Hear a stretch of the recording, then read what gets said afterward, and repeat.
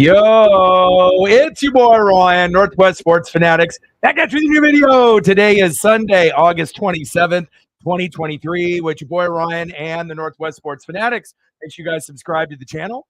Smash that like button either now or on your way out. Donate to your boy if you can. Cash App $sign ORIONNWSF or the YouTube Super Chat right here. We got the last preseason game in week number 3 for the dress rehearsal. The Houston Texans with C.J. Stroud and the Nolans Saints with many, many quality pieces. And just like one that you could see on the thumbnail, you already know what it is. Chris Olave. Let's go, baby. I am ready. I hope everyone has had a fantastic weekend, and I am ready to go with this matchup. Let's go. Let's fucking go. And I've been watching a lot of football documentaries and a lot of this football shows as of late. So I watched the Johnny Football special as soon as it came out. Was always a big fan of Johnny Football, Michael Vick, Tim Tebow, and what they did for college football. Now I'm watching Swamp Kings. They have left a lot of the things out with some of the arrests.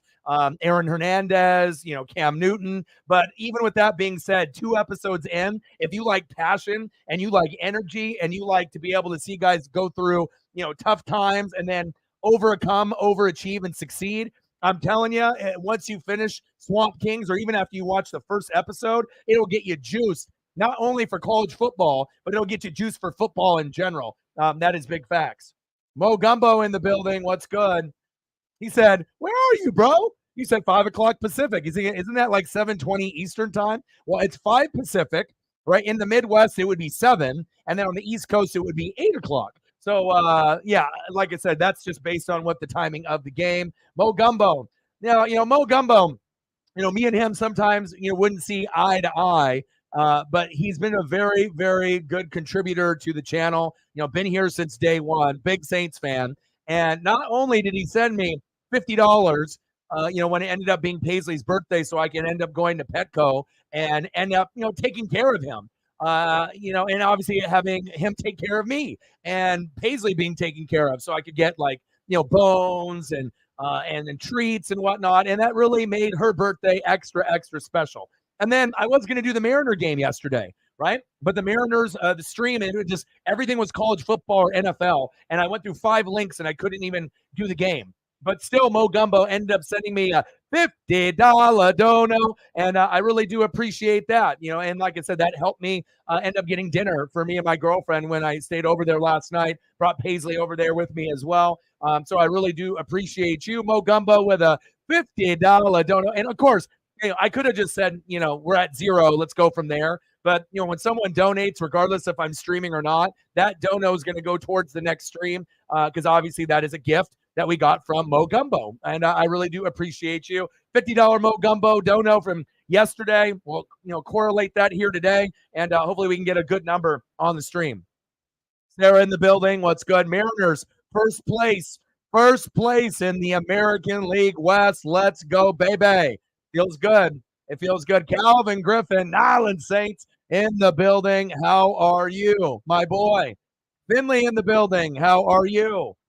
Oh, Kenyon Drake, he got the cut. Okay. Calvin Griffin coming in here. And respect to you, my dude. Here's to a great season. Keep grinding. I will. And I'm going to be doing a lot of Saints games. I've already come to the conclusion that, the Buccaneers are going to be terrible. Yeah, maybe the Panthers and the Falcons won't be that good either. But I'm not going to be – am I going to watch every Buccaneer game? Yes. But I'm not going to push Buccaneer streams unless I know people would love to see me get frustrated. Now, if it was like Tom Brady or the team that I had with like John Gruden, and then we start losing and having a shitty season, then you'd see me fucking melt down every week. And I know people love seeing people melt down. But when we're actually trying to tank, those type of streams aren't really going to be that fun. So I want to, unless I'm on Monday night, Sunday night, or Thursday night football, I'm going to go out of my way and do some more Saints games, Seahawk games, and Niner games. I think those are going to be the 3 that I'm going to kind of go out of my way and do a little bit more, maybe throw even some Eagle streams in there as well, just depending on what I get here in my region here in Oregon. But I appreciate you very, very much. $20 dono from one of the Nolans Saints faithful. I appreciate you very, very much, my boy. Let's go. Calvin Griffin, my boy. Appreciate you very, very much. Bang, bang, bang, boom, boom, boom. Bang, bang, $20 holla. Thank you so much. I appreciate you. Let me know what you want to do for photos, and I got you guys. Thank you so much. Calvin, you're the man. I appreciate you. Thank you for your support. And like I said, out of all the people that stream, I might be the only non-Saint fan that Saints fans truly respect on YouTube or social media. And on top of that, I'm like a fan of your rival. It's like if I was a Falcon fan, Panther fan, or Buccaneer fan, and I'm just being real. But obviously, sometimes it's very hard to find people that can call it right down the middle and not have that bias. And this does mean a lot. Respect to you, my dude. Here's to a great season. Keep grinding, and I will. Appreciate you very, very much. Let's go. $70. Let's get to a hundo. Daniel's in the building. What's good, brother? How are you? I hope you're doing well. Happy Sunday. What a great way to cap off the weekend. Megan with a 20. Fight on USC. Let's freaking go. Couldn't get the Seahawk win. Obviously threw the pick late, but that was the backup. Shit happens. He tried to force the throw, and it's preseason. Overall, 2-1 record in preseason. And then, like I said, it's not like you had Geno play, right? So if Geno played, maybe you score enough points to actually win that game because you're already up by a certain amount. So that loss, I think both teams are going to be playoff teams, Packers and Seahawks. So just because you lost in preseason there, no big deal. And he ended up getting a dominant win. And I ended up watching the highlight package, and I'll try to do some reaction videos to that as well. But a couple screen passes for Caleb Williams. And then he had that one where he was about to get sack lunch, threw a Hail Mary right to the guy in motion. Touchdown, Trojans. And obviously, it wasn't a very good opponent, but it shows you how good Caleb Williams really is. And I think will be on the next level. Appreciate you very, very much. Let me know what you want to see. Bang, bang, bang. Boom, boom, boom. Bang, bang. $20 holla. We got the Texans and Saints coming up here pretty quick. Let's get it. I appreciate you. Thank you so much, Megan.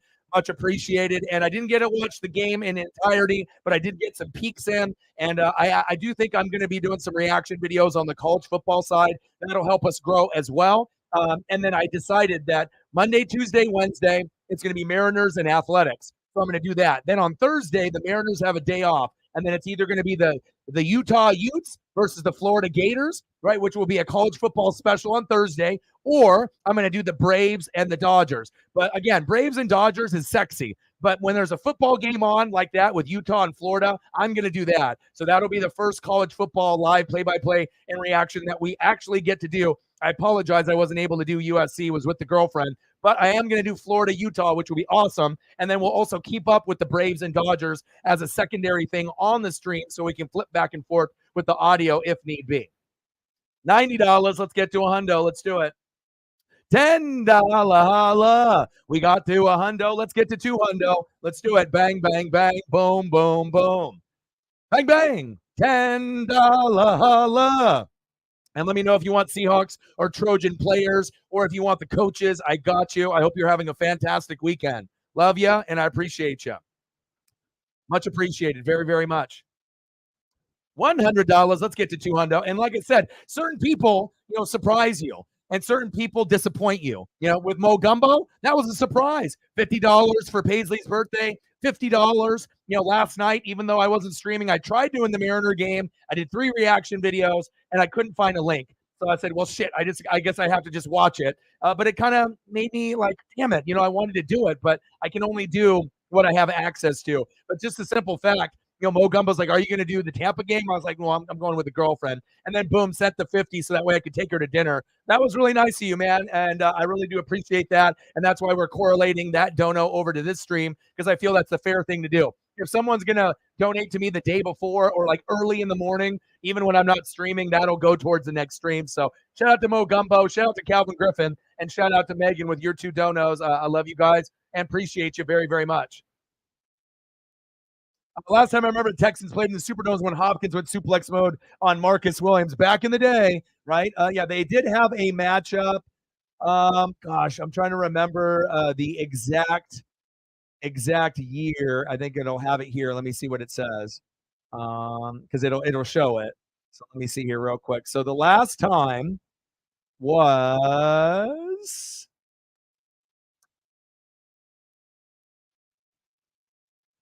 It's not showing me on this, but I know there was I don't know how many years ago back it was, but I did end up seeing that. Some Pete. Okay, I can definitely do that for you. No problem. Appreciate you. And then obviously I hit you with the amazing thumb, CJ Stroud and Chris Olave.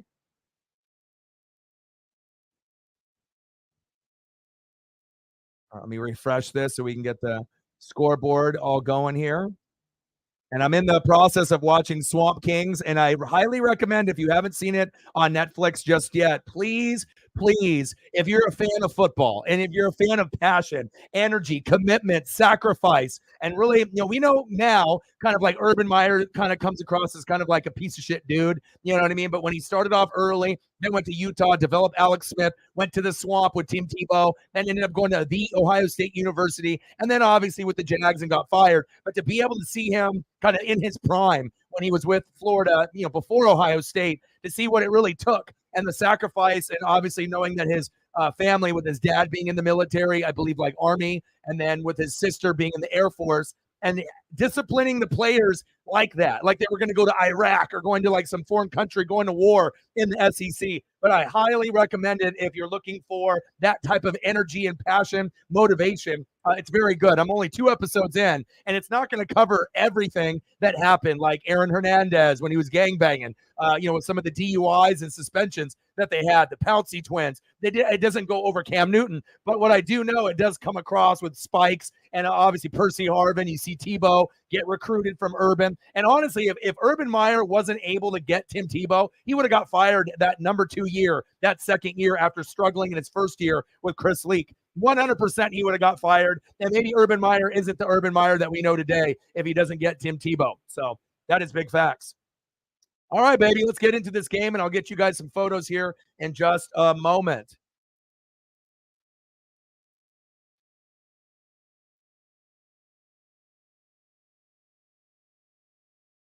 Yeah, especially when you need running backs, right? It's like, why would you cut if you need running backs? All right, here we go. I appreciate all of y'all. Let's get into this matchup. Here, I got to refresh everything here. And here we go. Kickoff out of the end zone. Come on, Saints.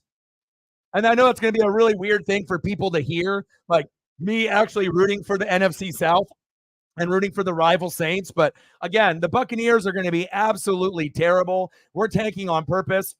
And I want someone to represent the NFC South properly. And I know goddamn well it ain't going to be me. And the Falcons can get second place. The Panthers will get third or last. It'll be between us and them if they can develop with, Bryce Young, or if they struggle. But I need my franchise QB. I want to be in that position. So yeah, the 2006, 2008, and a part of me being a Buccaneer fan, Finley, I don't know if you remember, but a big part of me being a Buccaneer fan is the Steve Spurrier connection, Danny Werfel, Jacquez Green, Rydell Anthony, Ike Hilliard, that time period. And obviously, seeing Tebow, and it brought back a lot of memories. And back when I was younger, maybe from like 8 years old until I was about 15, besides Oregon, Florida was my like second favorite team to watch back then with that run and gun and spread offense. And they would just kind of be able to see that, cool to see the relationship with Urban Meyer and Tebow and Harvin and Brandon Spikes and everyone that they had on the roster. Very cool. 2nd down and 4. There we go. 1st down, Saints. Let's go. Yeah, but again, they don't do everything in the episode. There's no Aaron Hernandez, no Pouncey twins, no Cam Newton being there and getting kicked off the team and then having to go to Auburn. There's a lot of things that they didn't put in there. I wish they would have done 8 episodes and went into a little bit more depth instead of just doing 4. But still, for what it is, after you watch the first episode, you get juiced like you want to just run through a wall. That's how emotional it is in a positive way. And I'm all about positive energy. Screen pass. There we go. Good block. Go, go, go. Yes, sir. 1st down, Saints. Move the chains. Let's go, baby. And then again, I'll get some more reaction videos and other things after this game is over as well. So let's go. Yeah, definitely more cuts. And things are early, so obviously they know. And remember, you only have 53. So a lot of times when you're at this point, you're going to be at like 80 or 90. So some guys get cut, some guys go to the practice squad, and then they have to make those difficult decisions, and then those guys go to different teams. A little dump down pass. Ooh, big hit. Hey, T. Perry. Okay, baby. Let's go.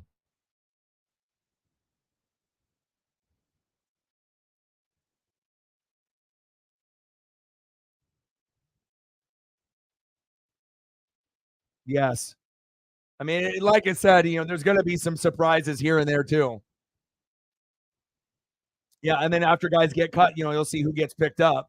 And especially if you're a name, you're like a well-known name. It's not like someone that's a well-known name is going to be sitting there unemployed. So if you end up, cutting someone that is a pretty decent player, like a Kenyon Drake, it's not like, oh hell, I'm going to have to retire now. He's definitely good enough to get picked up by maybe your favorite team or someone else's. Matt in the building, what's good, brother? Still pretty hot here in Oregon, about 90 degrees. And I wasn't able to get home in time to do the Mariner game also, but we won and we're first place in the American League West with a 3-2 win over the Royals. Ooh, pass incomplete. Are the Saints going to punt on 4th down and 5? Josh Jacobs got the 1-year deal with the incentives and got more money, which he deserved because really he was the only good player on the Raiders besides Max Crosby last season. So, and the offensive line is booty besides, Colton Miller. So you had Devontae Adams, Hunter Renfrow, Darren Waller. Renfrow and Waller were hurt a little bit throughout the season. Carr couldn't get the ball through a lot of these weapons because the O-line stunk and the defense was always going 3 and out. They couldn't stop anybody. So you got to think that, when you have an inexperienced team and you don't have all the weapons there, some Raider fans are delusional thinking that it was all Carr's fault. Whose fault it was is the goddamn O-line, the defense, and the coaching. That's whose fault it was. It never was Carr's fault. So that was kind of stupid, I thought, that they put all that blame. And now the Raiders will see when Carr is actually on a better team that has an offensive line, that has a defense, that has better coaching, even though Dennis Allen's more of a coordinator rather than head coach compared to Sean Payton. He will have uber success with the Saints. And again, it should be 11 to maybe 14 wins, for the Saints this year. If everything goes, easy peasy lemon squeezy, 13 to 14 wins. If there's some bumps in the road, then somewhere between 10 and 12, but they look significantly better than the Falcons, the Panthers and the Buccaneers. So that's big facts. A little Jake Bobo action, huh? Yeah. All right, let me get some photos up here. But congratulations on that USC win, and maybe I'll end up doing a reaction video to that as well. I probably will because, like I said, I just need to be able to put my hat in those options. And the more reaction videos that I do, even if some of them even get less than 100 views initially, that doesn't matter because if I can get one new sub off those 90 views or 100 views, obviously when we go in the regular season, we hope that we'll have a bigger leap on those, but that's what it's about. At this point, we need to get to 20,000 and we only need like 130 or so. So if I can do these reaction videos and they get anywhere from between 100 views to maybe 3,000 or 4,000 for now, good. And then once we get to the regular season, it should be about 500 to about 50,000 because there's going to be some videos that will hit the algorithm and I will hit 10, 20, 30, 40, 50. Now, not all the time, but I know I will because just how the NFL is, it might be a certain matchup or whatever. You never know how the algorithm will hit you. And it won't be every video, but I'm hoping if I can be consistent enough, the NFL can see that. And then obviously the YouTube algorithm can see it. And then they'll push me towards the top in the top 5 selections on every reaction video page when people look it up. And if I'm in the top 5 or up there high, more people will click on my video. Now, if they got me buried like 40th, then people will watch me that sub, but those newbies that I'm looking for may not scroll down all the way to see my video, 30th or 40th down, on the list. And sometimes they'll have things that are irrelevant that are ahead of it, like a game that has nothing to do with the reaction video, but it is what it is. But there's a couple Pete Carols for you, and I'll get you a few more once we get into a commercial break, and I can get some things for Mo Gumbo as well. As Calvin Griffin and some more for you, Megan. Hey, guy in the building. What's good? Raiders. Little short game. Oh, I'm 100% he's going to do well because, like I said, I've always put him in a grouping with him and Kirk Cousins. And I think 90% of fans, that, either are just haters or they don't understand. not everyone's going to be Patrick Mahomes, Josh Allen, Joe Burrow, Justin Herbert, Lamar Jackson. It is okay to have the 11th or 12th best quarterback in the league. Remember, there's 32. So even hell, if you got one of the top 16, the upper half, that's good compared to being in the bottom 16, unless it's like a rookie. Stroud going long, going deep, got him in. Oh! Oh! Incomplete to Collins. Third down.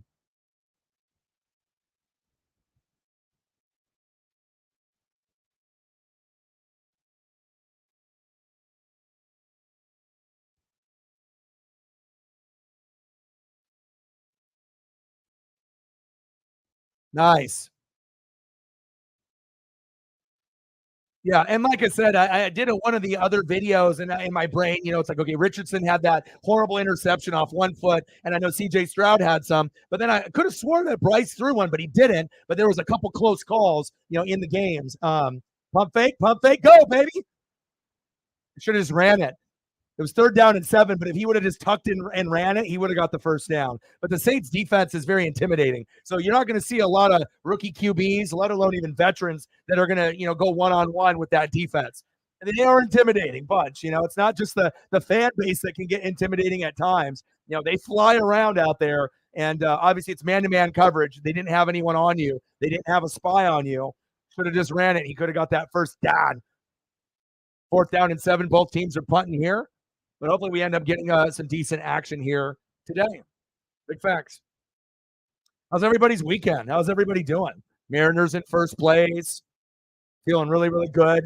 But again, we got the A's for a 3-game set, which could be like playing down to the competition. Hopefully they don't beat us and we can sweep them. But, we got like the Rangers and the Astros late, Dodgers. So it'll really show, how good the Mariners are if, we finish strong late to try to get to that 90 win mark or 90 to 95. So 0-0 as we're going to a commercial break. I did watch the Notre Dame game. I saw them smash. I was watching it with Odin's son, and me and Sarah were watching a little bit of that as well. Navy is just Navy. It's like Army, Navy, Air Force. They'll be able to hang with you for about a quarter, but once you actually start getting your rhythm going, or if Notre Dame gets out to like a 20-point lead, you're not coming back. And Notre Dame actually looked pretty good, but again, it was Navy. Let's see them go against like a top 25 opponent and see how they stack up this year as a top 15 team. But it was exciting. I got a chance to watch a little bit of that, a little bit of the Mariner game yesterday, a little bit of the Mariner game this morning, and then did those reaction videos, but was a little upset that I couldn't find a link on my normal streaming service. Like I went through 5. I went through ones that I didn't even know existed. And I'm just like, someone's got to have baseball. I know it's college football and all those NFL preseason games, but you would assume someone would be streaming baseball, like someone out there overseas in Europe or something, but I couldn't find it. So I was just like, well, I prepped for an hour and made a thumbnail for nothing, but I still grind it out with those reaction videos because you got to make sure you're putting in that time and that energy and that grind, baby. And we have been getting subs. We have been getting a little bit more looks. And so it's just now, keeping this momentum going as we're going into college football as well as the NFL regular season. And I'm very convinced that we will get over 20K. And once we do, we won't look back. That'll be the last time that we go forward, go backwards, because we've already hit the number twice, and we've had a couple hundred over, and then we went down a couple hundred or like 100, 150. So it's like we're there, and then we're not there. We're there, but we don't need fickle fans that are going to go back and forth. We're looking for lifers like the NWO. New world order for life, brother. Oh, yeah. That's what we're looking for. But sometimes you get the fickle people that sub and then they unsub, or it's from like a raid from another person's channel, and they're just trying to look cute, for that other host. And then about a week later, 2 weeks later, a month later, they take their sub away because that's just what those people do. So it is what it is. Not going to be able to, you're not going to be able to please everybody. Ooh, looking good. Here, let me squeeze in some Caleb's here real quick for you too.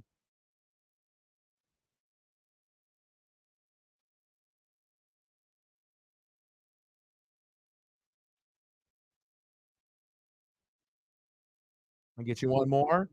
First down and 10.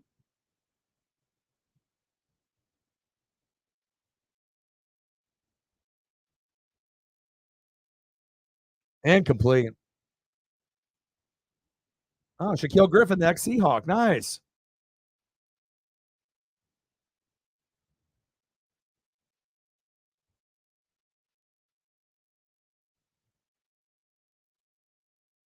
Yeah, but I'm very excited about the Pac-12 just because this is the last year that we're going to exist. So, and we actually have some good talent that will go to the NFL and make a name for themselves, even from like the mid-level schools like UCLA. So, I mean, look at Dorian Thompson Robinson and a few of these others. Bobo. Like you get talent from some of these mid-level schools. It doesn't always have to be Oregon or USC, or even like a Utah. Sometimes you'll get some talent out of Cal, out of UCLA, Arizona State. It's just kind of sad that it all broke apart. But I'm definitely excited that college football week 0 is already underway. And then Finley, I will end up doing the Utah-Florida game, which was awesome last year. And I'm going to end up doing that even over Braves-Dodgers, which is one of the lineups that I normally would do if the Mariners weren't playing. But over college football, I'm not going to do it. College football is already going to take precedence over that. So floater, incomplete. But I will have the Dodgers and Braves in the background. So then at one point, if we have to go to commercial, depending on what's going on, I can go back and forth. But I'm very excited about the Gators and Utah. And then obviously watching Swamp Kings is getting me more excited about the regular season for college football. On Saturday, the Ducks play stupid-ass Portland State because they obviously gave money to Portland State. Every time you play a team like that, it's going to be like, 50-3 type thing, it's whatever. But I'm still going to stream all the Duck games for the most part, unless I go to Eugene. And I'm going to try to go to at least a game this season, but if I can't afford it, nice cutback. The 40, the 50, nice. First down, Texans. Beautiful. Hopefully there was no hold there. But I definitely want to try to get to Eugene at least once because I feel like when I don't go to Seattle to watch Seahawks, Mariners, or the Ducks or the Blazers, like something feels kind of off, especially if it's for Mariners because that's my team, and obviously the Ducks there in Eugene. Let's see here. Anything that you want to see? I don't know if Mo Gumbo is in the room at the moment or Calvin Griffin, but let me throw up some Saints photos just while we're waiting, and we'll go from there. Thank you, guys. I appreciate you very, very much.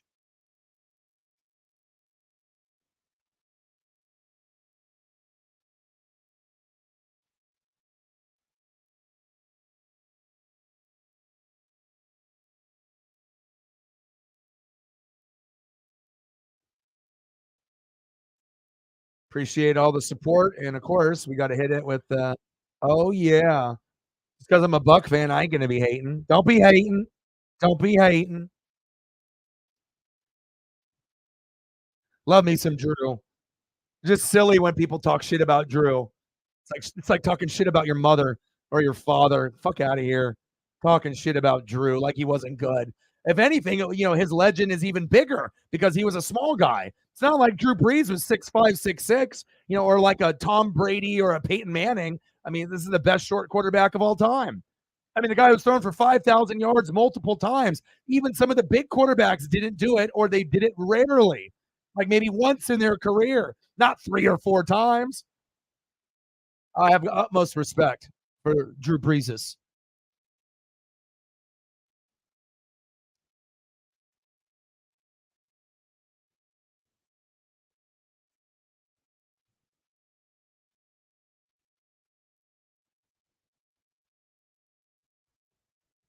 And I got to throw in some defense in here, too. I got to go with my guy, Demario Davis, a.k.a. the glue, because he holds everything together. Probably my favorite player on the Saints. I mean, I like Cameron Jordan and Lattimore, but I just love underappreciated, hardworking OGs. He's like the Levante David of the Saints, but he doesn't get as much love as even Levante. Like every year, they always discredit him from being a top 10 or top 5 linebacker. They never want to give him love. And even the Saints, when they were good, he still didn't get the proper love and appreciation. I just don't know why. I mean, he used to be on the Jets and the Browns, and no one would know who he was except for someone maybe like me, or a few of you in the room. But I'm just so thankful that the Saints rescued him out of those shitholes. So that way, at that time, because the Browns and Jets back then were absolutely fucking terrible, and at least he's able to make a name in front of his Saints fan base and people like me that really do respect the hell out of him. First down and 10, handoff. Good defense by the Saints. AEW did.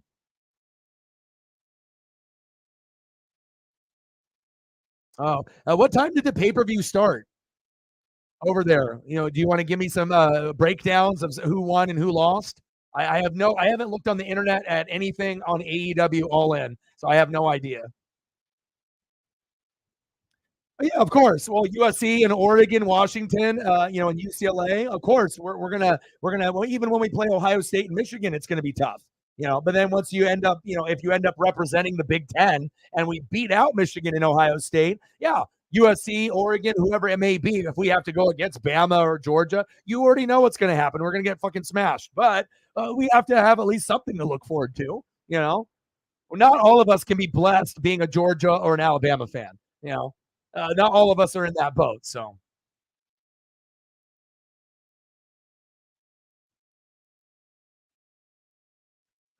yeah.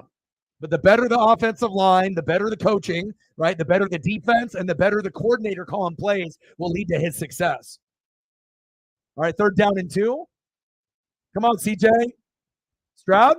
There we go. Hell yeah. First down, Texans. That was actually a good throw right there. Threading the needle, move the chains. Okay. Dalton Schultz, former Cowboy, he is going to be like Mr. Checkdown guy. He's going to be like so bad it hurt Zach Ertz back when the Eagles used him before they got Dallas Goedert, when he was a top 3 tight end with Kittle and Travis Kelce, which seems like fucking ages ago. But he is going to get a lot of fucking looks, a lot of checkdowns. Don't be surprised if Schultz ends up getting 5, maybe 6 touchdowns this year. First down and 10. Handoff from CJ. Go, go, go. Oh, run him over. First down, Texans. Oh, my.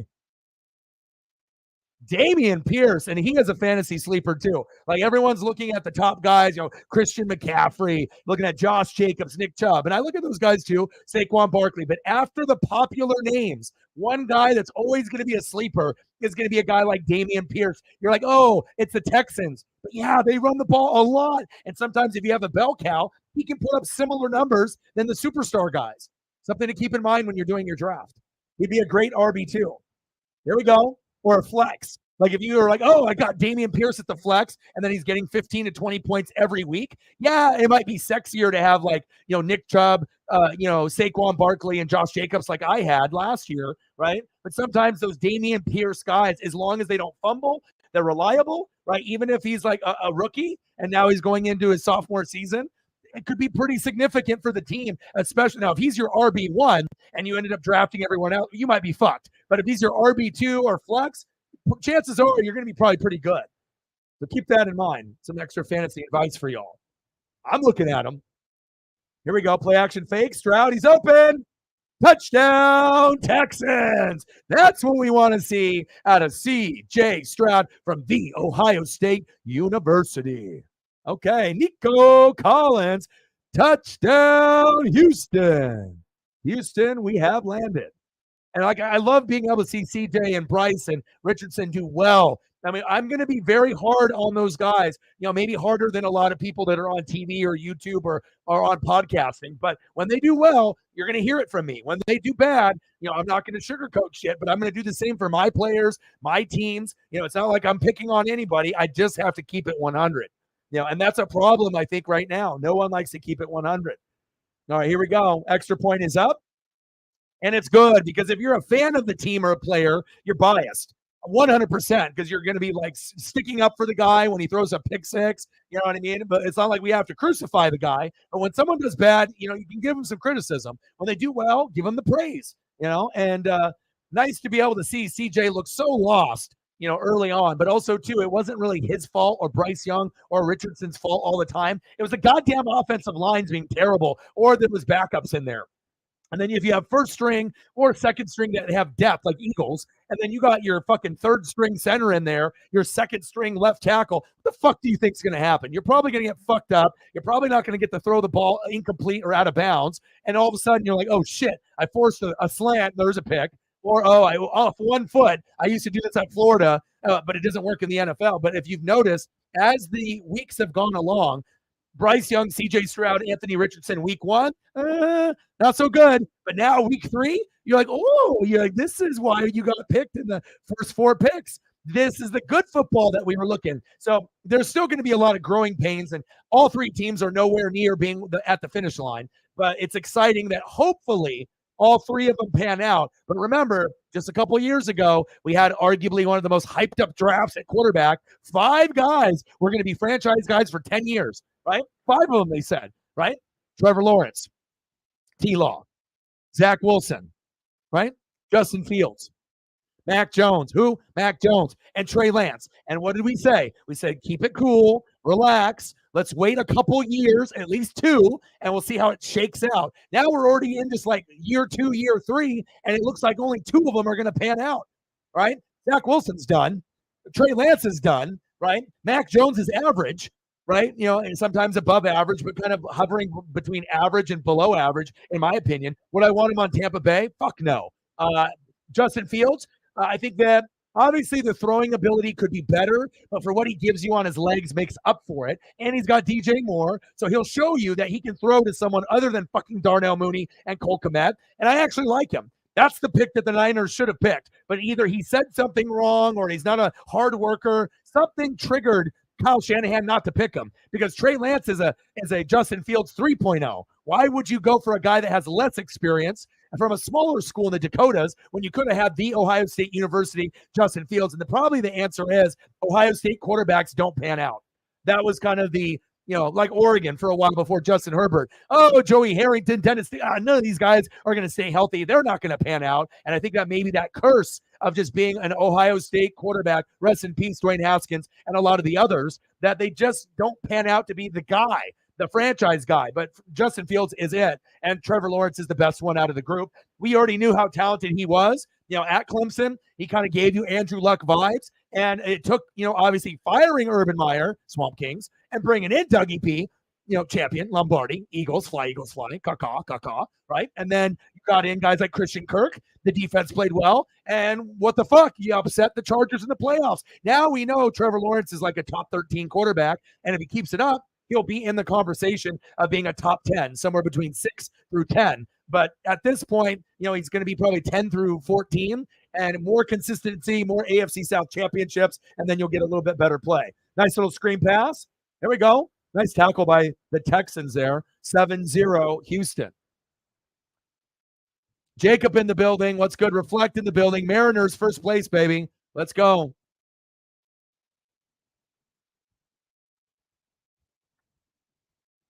Oh, Hawaii lost to Vandy. 35-28. Ooh, that's tough. It's not like they have Chang there anymore, or some of those OGs at the Hawaii, Colt Brennan, rest in peace. But I remember the Timmy Chang, Colt Brennan, and obviously if I'm not a college football, psychopath, then those names probably aren't familiar to you. I know Sarah remembers the names, Matt, and a few of you that actually watch college football, even though you didn't watch every Hawaii game when they were like leading the nation in passing or touchdowns, you had to like at least take a peek. And if they came on, maybe you watched a quarter or a game. I know I did. So, but you need someone like that.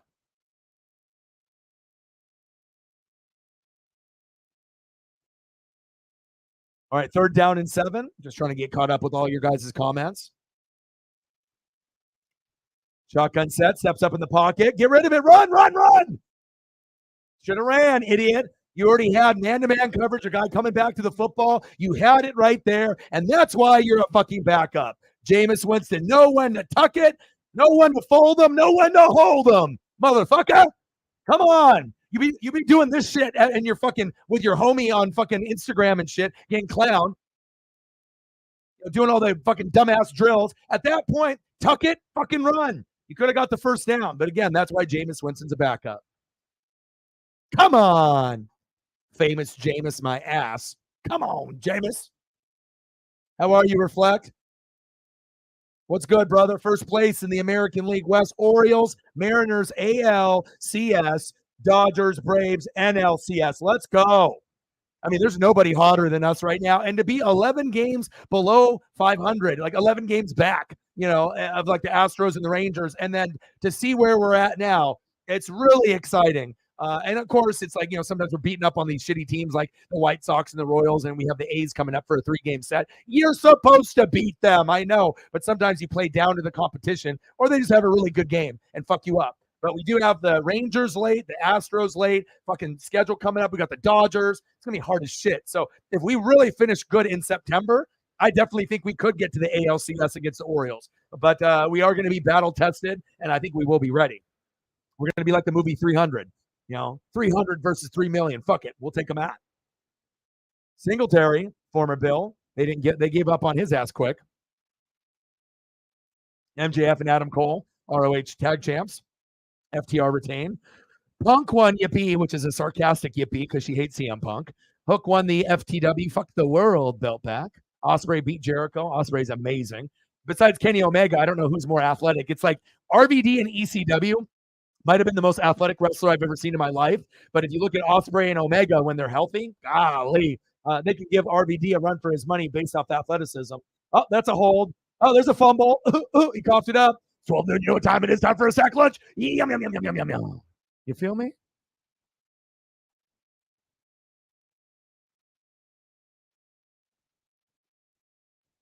Orange Cassidy group beat the Blackpool Combat Club. Bullet Club Gold beat the Elite. Sting won. Okay. Acclaimed in the daddy ass won the trios. $100 hairs. Let's get to 200. Let's do that. We're number one in the division, baby. Feels good, man, especially for someone like me, and any Mariner fan, regardless of how long it's been. It feels really, really good to know that this right here, it's like maybe when we were like 11 games back and it didn't look like we'd even get close to getting to even 90 wins, maybe 75 to 85. And then all of a sudden we got hot and Julio started playing like a beast. And then we got our inner Joe Dirt. And look at us now. Look at us now. Now we're one of the hottest teams in baseball, and nobody wants to fuck with us. And we're one of the funnest to watch. So we're fucking electric. We got the Mariner Moose. We got Julio. I mean, if you're going to watch baseball and you're not into it, right? Besides like the Atlanta Braves and the Los Angeles Dodgers, I think we're probably like the third most fun, like enjoyable, team, at least right now as of late, to watch in Major League Baseball. Of course, if you're a Brave fan or not, easy to watch. They look like they're going to win the World Series. Dodgers are always easy to watch because they always have great teams. But I would say out of the Rangers and the Astros and the Rays, I would say the Orioles and the Mariners and the Blue Jays are very entertaining and fun. But I would say Orioles and Mariners are the cream of the crop. Those are the funnest to watch. Even if you know nothing about baseball, you'll enjoy Oriole games and Mariner games. Facts. Most of the time, as long as we get to 5 runs and 7 to 10 hits, right? Number one in the division, baby.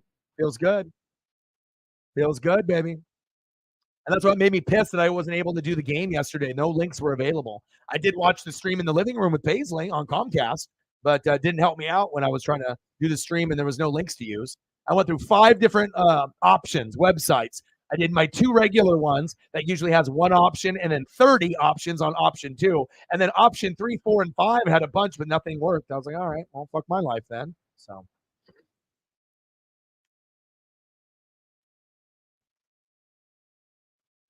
Yeah, well, the thing is Trey's never going to be Dak. Dak, remember, was like one of the top, 10, top 12 quarterbacks. But, he got better and better each year, but still struggles, and from the 20 to the 20, sometimes struggles in the red zone. Sometimes, doesn't really know when to throw or to be able to throw it out of bounds. He's still good, but again, for him to be able to take his game to like the NFC Championship game or the Super Bowl, they would have needed like Sean Payton to go there with Dan Quinn and pair up and to make a monster duo. That would have been the only way the Cowboys would have been relevant.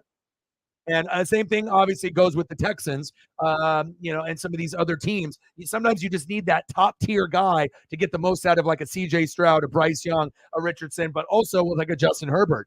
If we had Sean Payton go there, right? And then you end up having Sean, Payton head coach. You got the old OG, from the Cowboys coordinator, Kellen Moore. He's the OC for the Chargers now. So they're going to score more points and they're going to be better. But he needs to be mentored by a guy that's smarter than him, like a Sean Payton. So if it was like Sean Payton, Kellen Moore, right, and then you have that on the Chargers, that could end up getting you to the AFC Championship game. If you have Dan Quinn, right, and then you end up having Micah Parsons, but you add Sean Payton to the Cowboys. He was a former assistant back in the day and a former coach. You add him there, get rid of fucking McCarthy. Then the Cowboys with Dak, regardless of who else they have on the roster, you get rid of Amari Cooper. Who gives a shit? You can, with that particular roster, get Zeke out of there. You got Pollard. You got CD. You got Gallup. You got Micah. You put Sean Payton with Dan Quinn, it's a match made in heaven. Then the Cowboys wouldn't be getting clowned all the time. They could actually make an NFC Championship game. And if they were lucky, maybe even a Super Bowl. And I wouldn't fucking say that if I truly didn't believe it, but I got the utmost respect for Sean Payton. I think he's a kind of a top 5 talent type of coach. And Dan Quinn arguably is the best defensive coordinator or that side of the ball that's in the NFL right now. Facts. First down and 10. Nice little outlet there on that out route. Nice conversion by 2 Texans with the tackle. Texans look motivated. They don't look like a team that's going to lose 15 games this year. Obviously, we know Carr isn't playing, so offense is going to be a little bit different because if Carr would have played, score might be 14-7 right now, or at least 7-7 or 10-7. So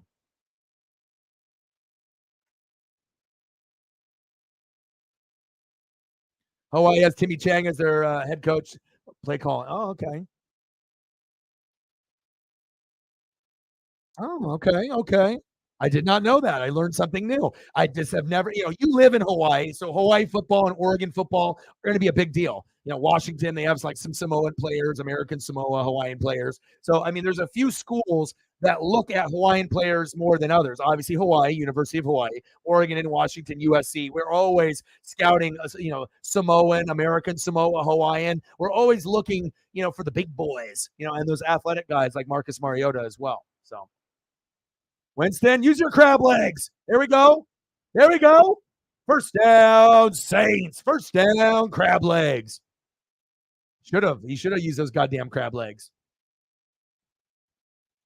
Feels good. Mariners, man. Unbelievable. Zachary in the building. How about them Mariners? And again, I was at the girlfriend's place, so I wasn't able to do the stream at 1. Otherwise, I would have. Didn't get back until about 3:30. And then the game yesterday, I tried streaming it with the Logan Gilbert, where we absolutely raked and scored 15, the most all season, after just about a week ago when we scored 14, which was a season high. So many home runs yesterday. It was ridiculous. But again, it's nice to be able to see the Mariners wheeling and dealing. And if we don't slow down and we have an excellent September, don't be surprised if the Mariners play the Orioles in the ALCS. Dodgers, Mariners, Braves, Mariners. Sounds kind of good. Orioles, Mariners, ALCS, Dodgers, Braves, NLCS. Final Four. Make it happen. Sports gods. I hope so. 7-0 Texans, second down and 11. Come on, Saints. Let's get on the board before the first quarter's over. Come on now. Janis, screen pass. Nice tackle. Right back to the line of scrimmage. Yeah. Yeah. Okay, no problem. Love you. Appreciate you. And thank you so much for your support. I'll see you in a few.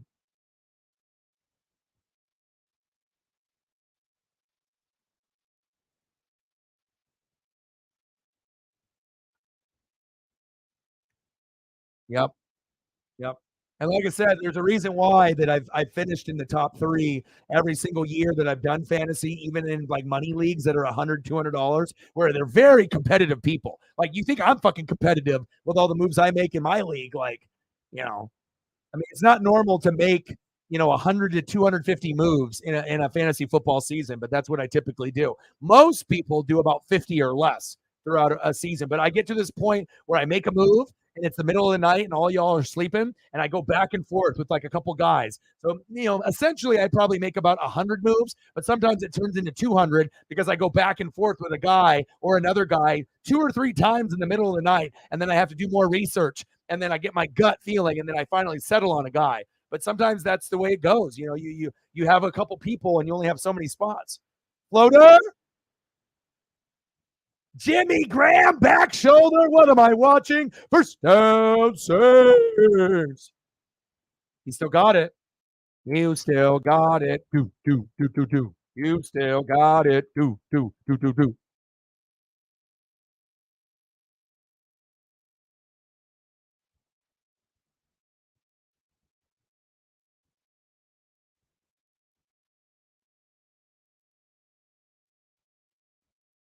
All right, we got to put up a Jimmy Graham photo.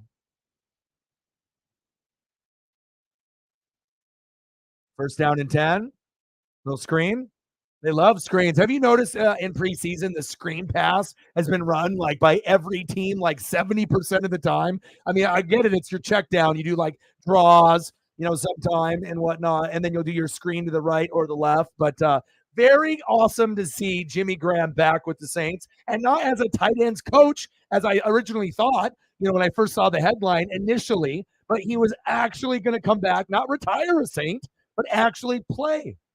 I bet Drew Brees is happy, which he's, probably he could still be out there, but, Drew Brees doing other things.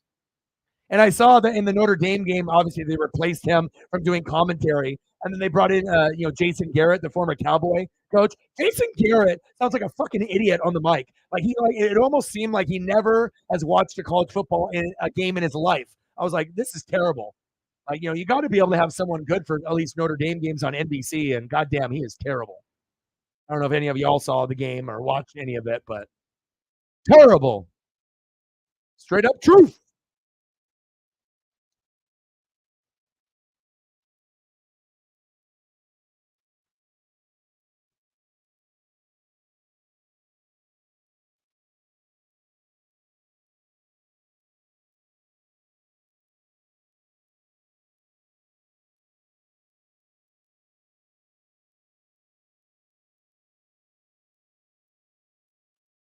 Yeah, and Singletary. Yeah, and Singletary isn't on that team anymore. So he's not on the Bills anymore, on the Texans. So behind Damian Pierce and a few others. So if those are the running backs, that's not good, because if you got guys as far as running backs are concerned, and their backups and their second or third string, and you're going to be going against people that have like Nick Chubb and Josh Jacobs, they're going to score like 40 to 60 points on you, and you will get zero out of both of your guys. So definitely some moves need to be made. It's nice to be able to have some stability for like injuries, and then that guy will be the starter. But for the time being, like, hopefully you have more than just those two. And like I said, because if not, it's going to be a long year, because it's about the most points scored out of the 9 spots, not just, you score really high with the quarterback and then you get bonus, or you get a flex and he does really good, then you get extra bonus points. It's like literally you got to get points on every position, 10 points or more from every spot. But if it's like a quarterback, you're shooting for like 20 to 30 and higher. Running backs, you're 15 and higher. 20 and higher is great, but 10 at the very least. And then wide receivers, 10 or more, tight end, 10 or more, kicker and defense, 10 or more. So I think she'll start to figure it out, as we go throughout the year.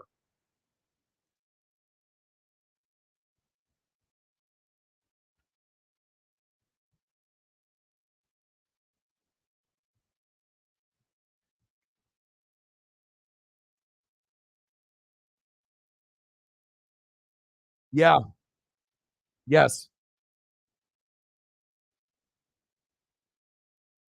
Second down and 6.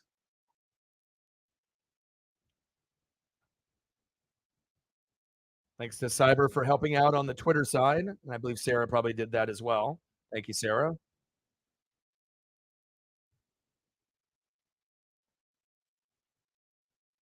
I love Juwan Johnson. Go Ducks. Another underrated tight end, underrated Oregon player that no one fucking knows his name. But once he gets in the end zone or gets 2 tutties for you, you'll fucking remember. All right, here we go. Third down and 2. Get rid of it. Oh, use that big body. Touchdown, Saints. That looked like the Jimmy Graham of old from Drew Brees. Golly. God damn, Jimmy. He was boxing out right there. That was awesome.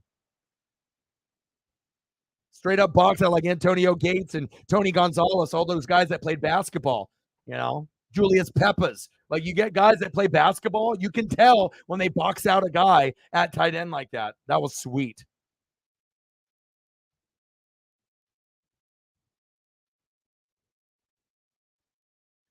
Holton Ayles. I like Holton. He needs to make the team for the Seahawks.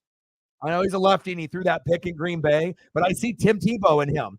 I see a guy that can run over you, a guy that can actually, throw it downfield. He can be kind of a trick guy where you use him a couple times as like a running quarterback, like RPO, and then all of a sudden you do like a jump pass, like a Tebow, or you have him do a play action 50-yard bomb to like lock it. Like, I definitely think that that type of piece should be on the roster, and definitely should be used throughout each game a little bit. Maybe not a bunch of snaps, but it would be hard to think that they can't find 5 snaps for him to get in, to be able to give Geno a breather, or to have Geno and him in the game together, have him line up as like a fullback or have him line up somewhere on the field, and then there'll be confusion. So Or you have him line up as quarterback and then Geno goes in motion.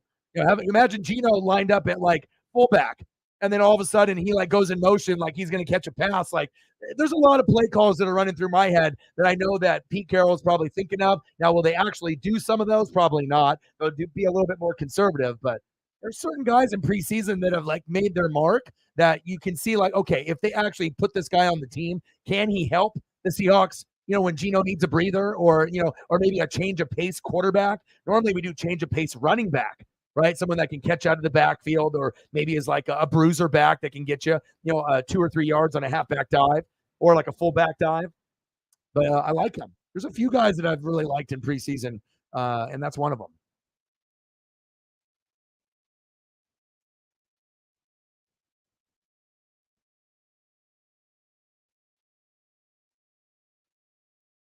$100. Let's get to two.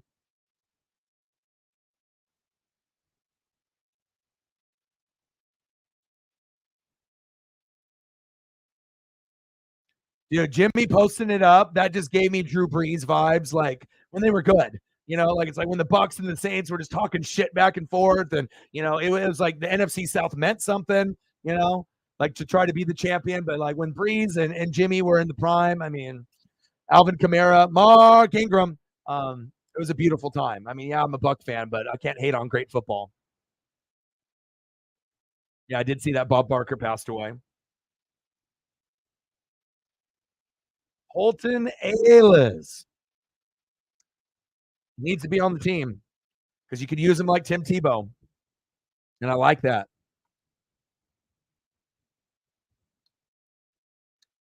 Fucking Jimmy Graham. And then when he went to all those other teams, like even Seattle, it looked weird, right? It didn't look right. It's like just him being on the Saints, regardless of who the quarterback is, I feel you're going to play better there. People love him. You're already familiar with the system. It's like, yeah, you could have went to all these other teams, but if he was just able to, stay there, think about how much more productive his career would have been if he didn't end up going to Seattle after they didn't want him anymore. Like if he was just able to stay there after Brees left and he never ended up, going to all these other teams, like those years in the middle or towards the end where it's like Jimmy's washed. He's got nothing left. He still would have been able to get probably 5 or 6 touchdowns a year, maybe at the lowest like 3.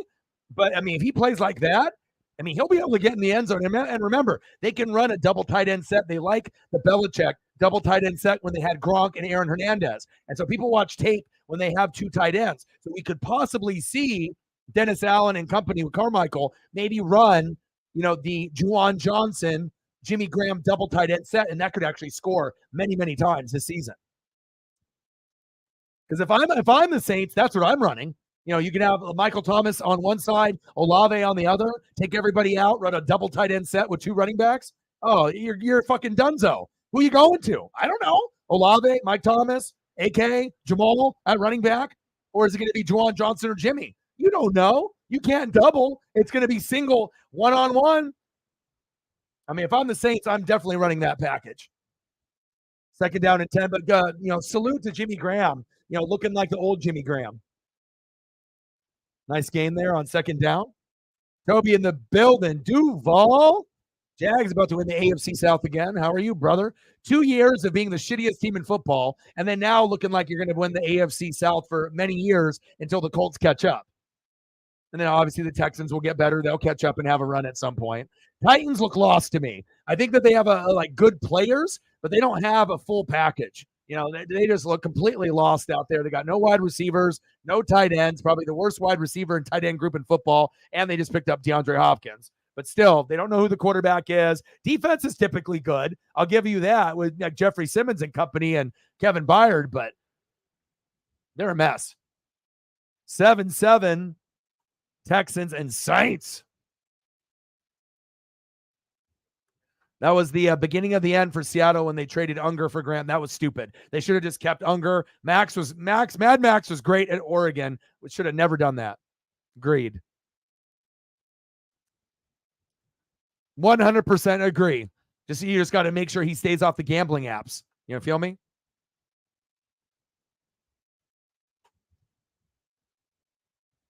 That should have been I agree. Should have been a pick. 4th down and 1. And then I don't know if you guys ever watch It's Sunny in Philadelphia, but then they have the spin-off show with the blonde girl who's crazy, called The Mick. Crazy. Crazy. I ended up watching a little bit of that. And yeah, wild.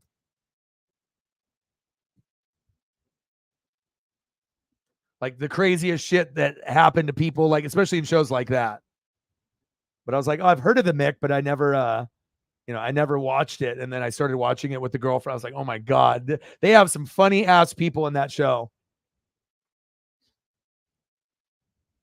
John's like, I need to win my parlay or I can't pay my rent. What's the parlay? It's this game. And then who do you have winning? Saints by what's the point spread?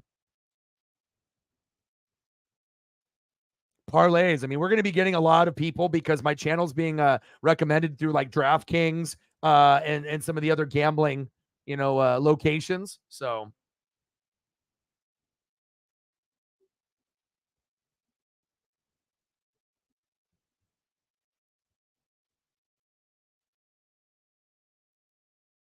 FanDuel and DraftKings. So a lot of times when people are doing like betting, they're going to get recommended to come to my thing, so that way I can give them advice to help them win money, to win their parlay, or help them in fantasy. So, which I would love. I love helping people. Hell, you need a link to the game. I like to help you.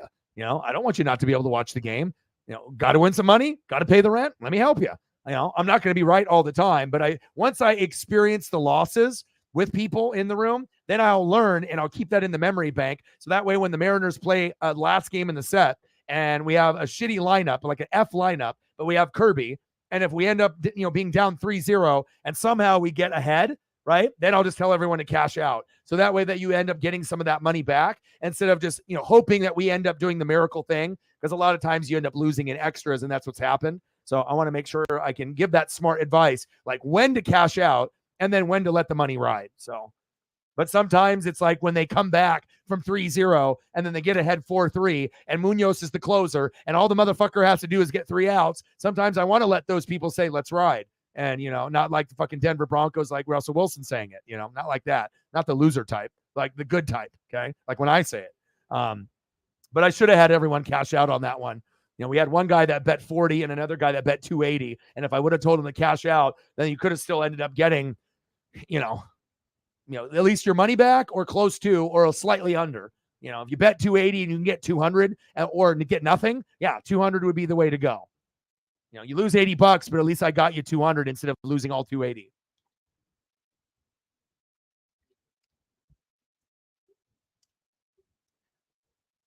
Oh, you bet your ass I am. That was the best football game typically ever made. Madden was too slow. College football had the camaraderie, the band, the music, and the gameplay was much faster on Xbox, PlayStation, or even going back to the old ones, from back in the day as well. First down and 10. We're in the second quarter now. 7-7. Handoff. Nice tackle.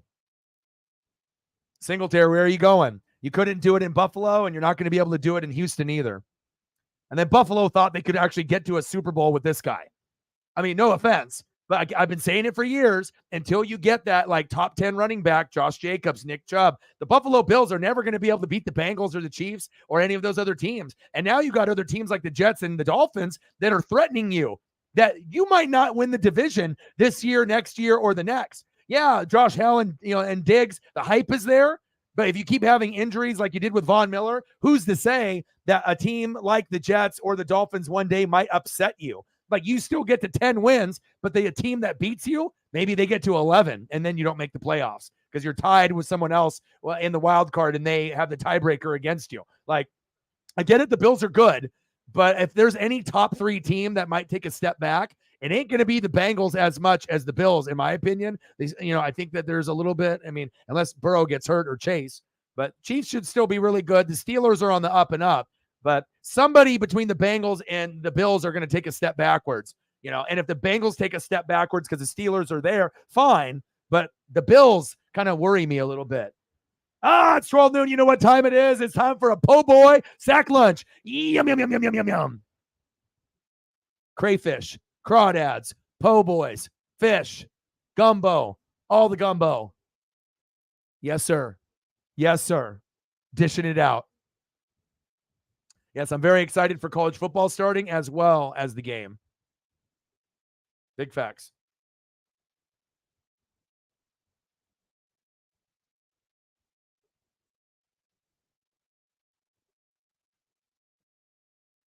Fourth down and 21. Texans with the punt.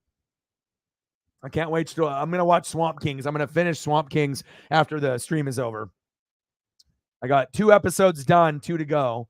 But again, it doesn't have, Aaron Hernandez. It doesn't have him. It doesn't have Cam Newton when he was there, and he had to get kicked off the team and transferred to Auburn when they beat Oregon in the Natty. So that was like, it wasn't even his first choice to go to Auburn. He got kicked out of Florida. Pouncey twins, they're not in it. You got Brandon Spikes and Tebow and Urban Meyer and a few others, Percy Harvin, but it could have had so much more. Like, they needed to do an 8-episode thing to cover all this, the DUIs, the drug stuff, like all the shit that Florida Gators, like, they were so incredible in that window. Obviously was the Steve Spurrier era for me, like in the 90s. But then when Urban came in, and then how like shitty they were initially, and to be able to get to that championship caliber. But the best part about Swamp Kings, compared to like the Johnny Manziel, Johnny Football one, the Johnny Football one, you got some kind of energy from it, but it also kind of showed the dark side of like drugs and drinking, that if you're not committed to football and everyone thinks you're going to be the next Joe Montana, but you don't want to be, you just want to party, hook up with girls, drink, and play football. And it just so happens you ended up being a freshman, white dude, and you ended up being, freshman Heisman winner, first ever, the party boy, and, that one was kind of sad, but at least he's still alive, and he didn't, go through with the dark moments that he had to possibly end his own life. And then with Swamp Kings, you get to see Urban Meyer for who Urban Meyer at least was back then. And then, obviously now, with cheating on his wife, and then the whole dirtbag thing, and Josh Lambo and kicking him, and just like, he's just not an NFL guy. You're a college coach, but no one can take away for what he did at Utah with Alex Smith, the Florida Gators with Tebow, and the Ohio State University. But, to be able to see him interact and treat those players like it was like a boot camp going to Iraq, no wonder they ended up winning the Natty, or, going back to back and being so competitive. But the bottom line is, when they had Chris Leak, he wasn't the guy.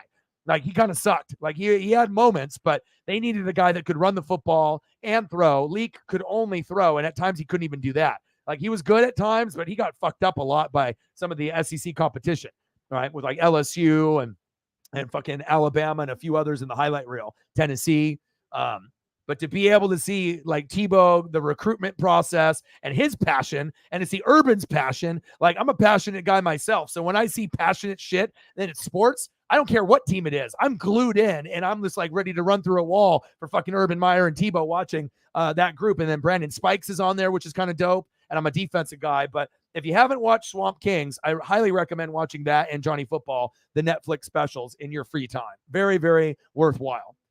First down and 10, little screen pass, which we fucking have run like 70% of the routes for every preseason game, no matter who's playing, is a goddamn screen to the left or a screen to the right. Big facts. Daniel in the building. What's good? Yeah, and good advice to reflect, to try to tell Megan, like, this is her first draft, and it's with 18 people. She's the only girl, only female, 17 other dudes. So that's like, it's if I was going to do my first, I would only do a 10 or a 12. Like, you're putting so much pressure on yourself. You've never done it before. And then you're also doing the most extreme type of league there is on planet Earth, unless there's some idiot out there is willing to do a 20. But you can't even build a good team if you have that many people. You want to have 10 or 12. So when you look at your team, it's an actual fantasy roster where you actually see starters from every team, and you imagine those guys like, you're the manager, you're the coach. Oh, look at me. I got Mahomes, I got Chubb, Josh Jacobs, and I got Saquon. Like, when you do an 18-man league, that shit ain't possible. So, she'll live and she'll learn. And we'll help. Me and Sarah will help her out. But obviously, when you have glaring holes like that, it's just not understanding fantasy football. But she will. She'll learn. We'll help her. And definitely getting rid of some of those other tight ends to get a running back, or at least a fringe running back, or a low-end running back. But I haven't seen her lineup. I told her to send me a screenshot when she could, because there might be a starting running back on the wire on one of the low-end teams that's just sitting there. Or maybe you can trade for someone like that. So, or even trading one of your wide receivers away, or, one of those other positions away to get that running back depth. Sometimes you have to make those moves. Have 2 or 3 really good wide receivers and no running backs, or get rid of one of those top 3 wide receivers, and then you have 2 running backs, and then you at least, or you have 2 receivers and at least 1 good running back, and then 1 you can fill in on the wire as the season goes along. So that way you don't absolutely get fucking demolished. It's all about balance in fantasy football. So.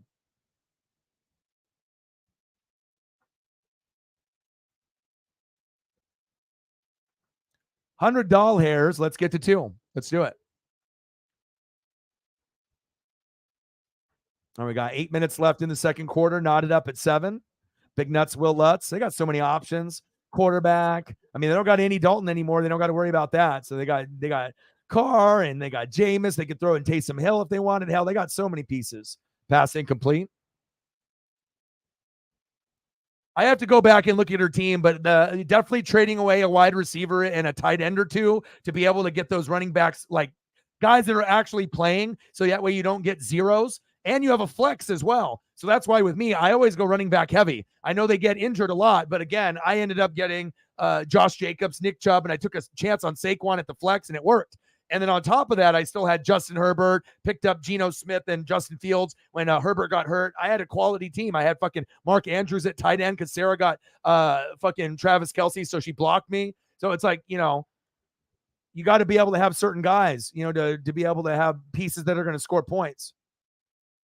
And I know I had Godwin, DeAndre Hopkins I picked because I knew that would come in handy late in the season. And then I'm trying to remember. Do you remember, Sarah, who my wide receivers were last year when we battled? Because, we were both in the top 2. But I know I had Godwin and I had DeAndre Hopkins sitting there waiting for me at the end of the year. And I'm trying to remember who my other receivers were. I would have to just kind of have like a flashback moment. But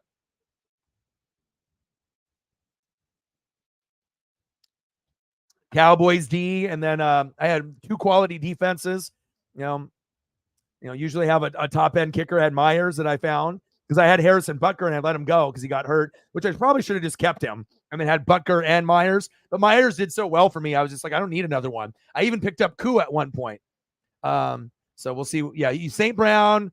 Yeah, Tyreek, Gabe Davis. And Gabe Davis at one point was hitting for your flex like every week until he didn't. And then it started hurting you. And then you were, instead of getting that 15 to 19 points that were like, oh my God, and because you already knew what you were going to get from the other 2, right? But then when it started going down to 4 and 5, you had to make a change and throw someone else in there. So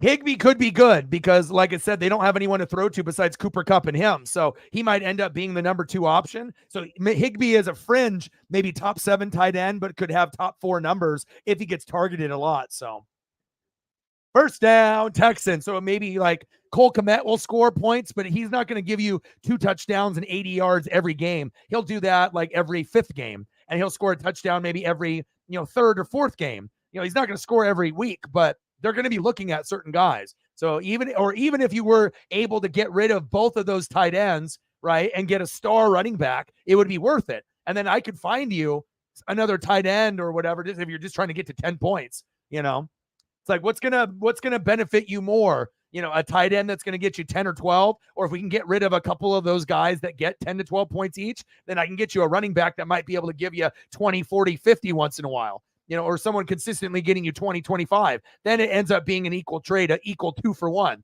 25 points for 25 points, or maybe higher for the running back. Because how often is a tight end going to put up 40 or 50? Unless he's named Travis Kelce and he gets like 3 tutties and like 100 yards, which that happened to Sarah at least once last year. I remember. Second down and 8. Not many people threw up 40s and 50s. Justin Fields did for me a few times too. Nice tackle by the Saints. Oh, yeah. The real question is who's going to be number 2? Is it going to be Andrews? OBJ is there, and he didn't really have that great of a year. George Kittle, there's so many other options. Make him Puke Ayuk, Debo, and everyone else at the running back position. So, George Kittle can give you more touchdowns than Andrews, but Andrews is probably going to get you more targets. You just have to hope he gets in the end zone this year closer to 10 times than closer to 5. Because if you end up getting less targets and he only gets 5, Kittle's going to be the better person to get because he can get you 10, 11, 12 touchdowns even with less targets because he's more athletic. So it's kind of a give or take. And then you got guys like Darren Waller, who could be a sleeper, Cole Kmet, and some of these other Dalton Schultz. There's going to be some sleeper ones in there. Higbee. you know, Dallas Goddard, so it's just like after the top three, like who's going to be the fourth one after Kelsey, Andrews and Kittle. Like, and the guy that's number four, his numbers might actually be better than number three at the end of the year. It just depends on who it is and who their quarterback is and how often they get targeted. Like Darren Waller to me could be that guy that normally was in the top five, like in our rankings. Like he could go back to being the Rada tight end when he was beasting. He could have a beast out year where he could end up putting up better numbers than Andrews and Kittle. And maybe Darren Waller is the number two tight end at the end of the year if Daniel Jones goes to him and he catches it, doesn't get hurt, stays healthy, which he hasn't been able to do for 2 years. And then maybe Darren Waller gets 10 touchdowns and like 1,200 yards. I could see that, but we just have to kind of see how these guys play and if they can stay injury free. So, but those are the guys that I look at as sleepers going to new teams, but health is a concern. 2nd down and 6. We're knotted up at 7. Get rid of it. Hail Mary, incomplete.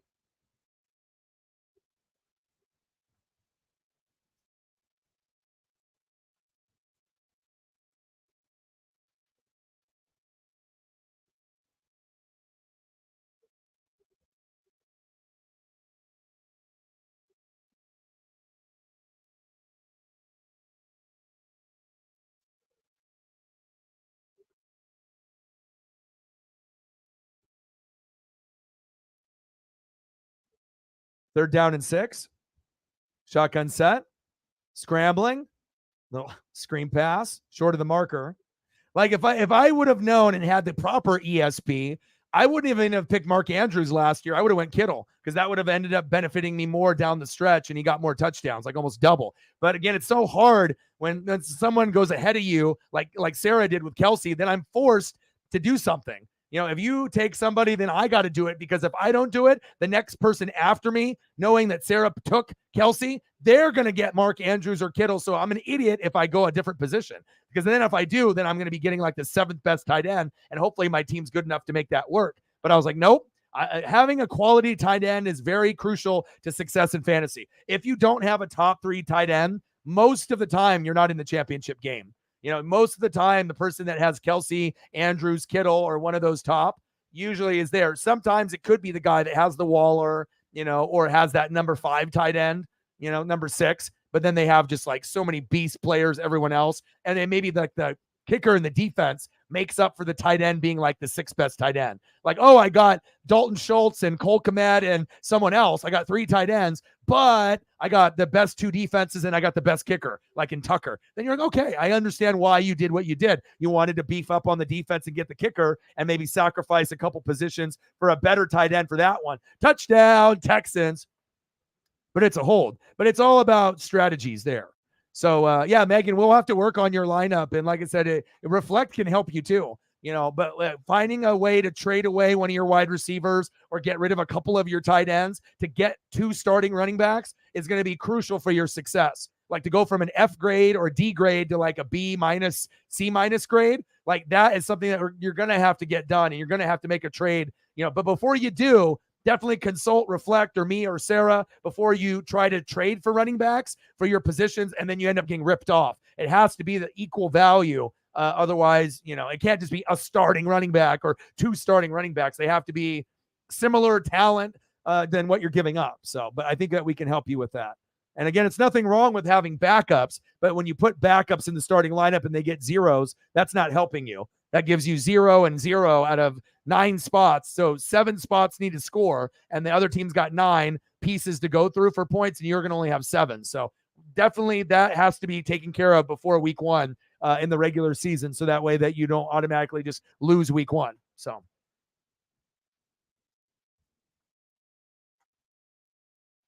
Yep. And especially if you're playing in a PPR league, points per reception, if you end up getting a running back that not only can catch, those are more valuable than sometimes the top end wide receivers because wide receivers catch, right? But running backs that are like very elite, they can run and they can catch like Eckler. So sometimes you can get more points out of a running back than just a running back that just runs the ball, more like a Henry. Right? You might be able to get your 20, but then if you have Eckler, he might give you 2 touchdowns on the ground and 1 in the air, and then he puts up 30. And then that's what helps you win, is being able to understand how the league works and who actually throws to their running back. Not every team does, because some guys can't fucking catch. Some guys are just bruiser backs like Henry, but every once in a while you'll get an Eckler that's like smaller, more stout, but athletic, but he can catch just as good as he can run.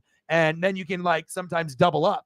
And then if you have a magical day, you get 2 on the ground, 2 in the air, you get 4 tutties, and then you end up putting up like 40 to 50 points, and you probably won your week. So that's, you're right on it, bro. You're right on it. Yeah.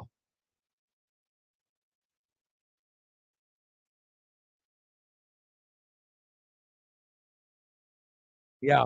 And like I said, you can do whatever you want. But again, if like I said, if you want to take advice from people that have won leagues, that are very, very good at this, if you just wait and see, you're going to lose week 1, week 2, week 3, week 4, because you're not going to be able to compete against anybody that's got 9 pieces and you have 7, because 2 are going to get 0 every week.